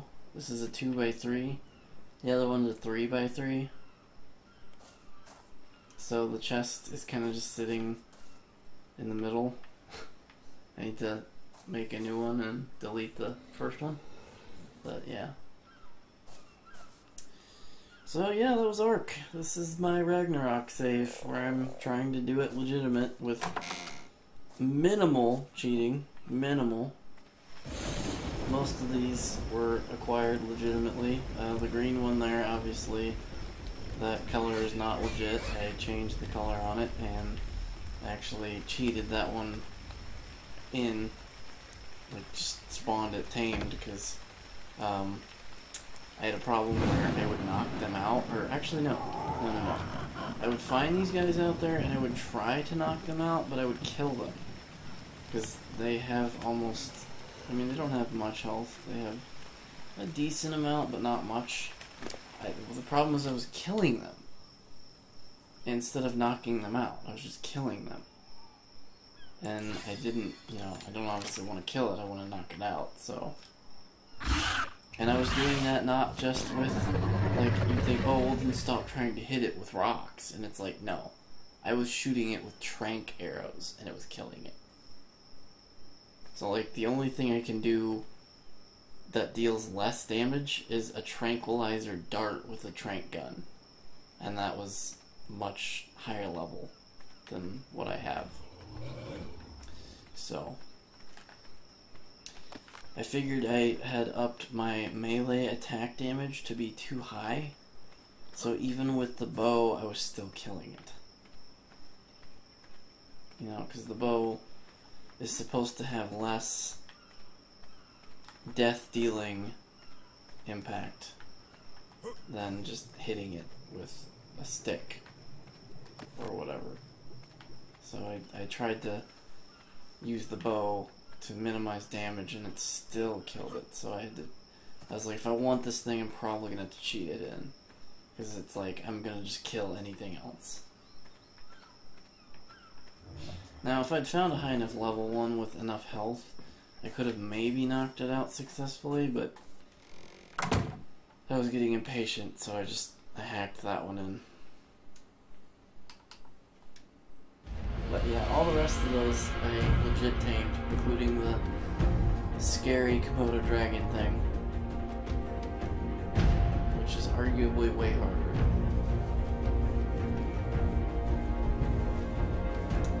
But yep, that's Ark. It's a dinosaur crafting survival game. Very deep, very in-depth, very pretty, very hard.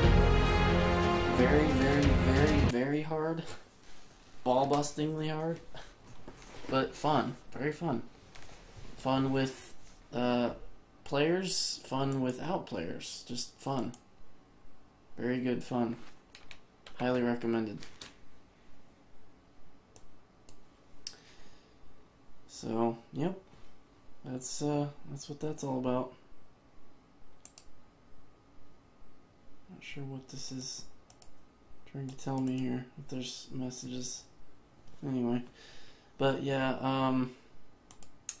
so you guys got a little bit of Dark Souls progress. As I said, I will kill more bosses and make more progress in the next Dark Souls stream. I want to kind of get back into some of the other games I was wanting to stream, like, I have a few of them here. BioShock Remastered, Real Mist, and then, shit, where's the other? Oh yeah, the Deus Ex Mankind Divided DLC. I'm on the last one of those DLCs, so Deus Ex Mankind Divided could be finished in a few more streams. BioShock Remastered is a bit long, and Real Mist can be long if you suck ass at the puzzles. It can be medium if you know exactly how to beat all of them. I'm going to try and beat the puzzles without help initially, but if it goes more than like 10 minutes and I still haven't figured it out, I'm just going to, look it up, because I want to get through the game. But, yeah, so that's what's on the docket, is those three, along with Dark Souls and, whatever else I feel like at the time. Maybe some Payday 2, maybe some Grand Theft Auto, maybe Left 4 Dead with Tom, or even maybe Gears with some of my other homies. I don't know. I'm not sure if I really want to stream that or not. I honestly don't really know. I'm not really sure. But I'll think about it. But, yeah, as always, check Twitter for my updates if I'm going to go live. Usually I tweet as I go live, so unfortunately you'll miss a little bit of it if you're wanting to catch it live. You can watch it on YouTube after the fact, from start to finish. That's kind of my preferred way of watching streamers, is on the VODs. But, like, everyone has their own preference, especially if you want interactivity with the streamer, or, just want to watch them do shit. So yeah, keep an eye on the Twitter account. Should be linked there on the page somewhere. I don't know exactly where it is, because I haven't been to the live stream YouTube page very often. I don't quite know what that looks like on the viewer side, so I apologize. I don't know where it's going to show my Twitter link anywhere on there, but it should be there somewhere. Twitter handle is, I think it's J.R. Kohler or something like that. Let me take a look. Let me see what it is. Twitter.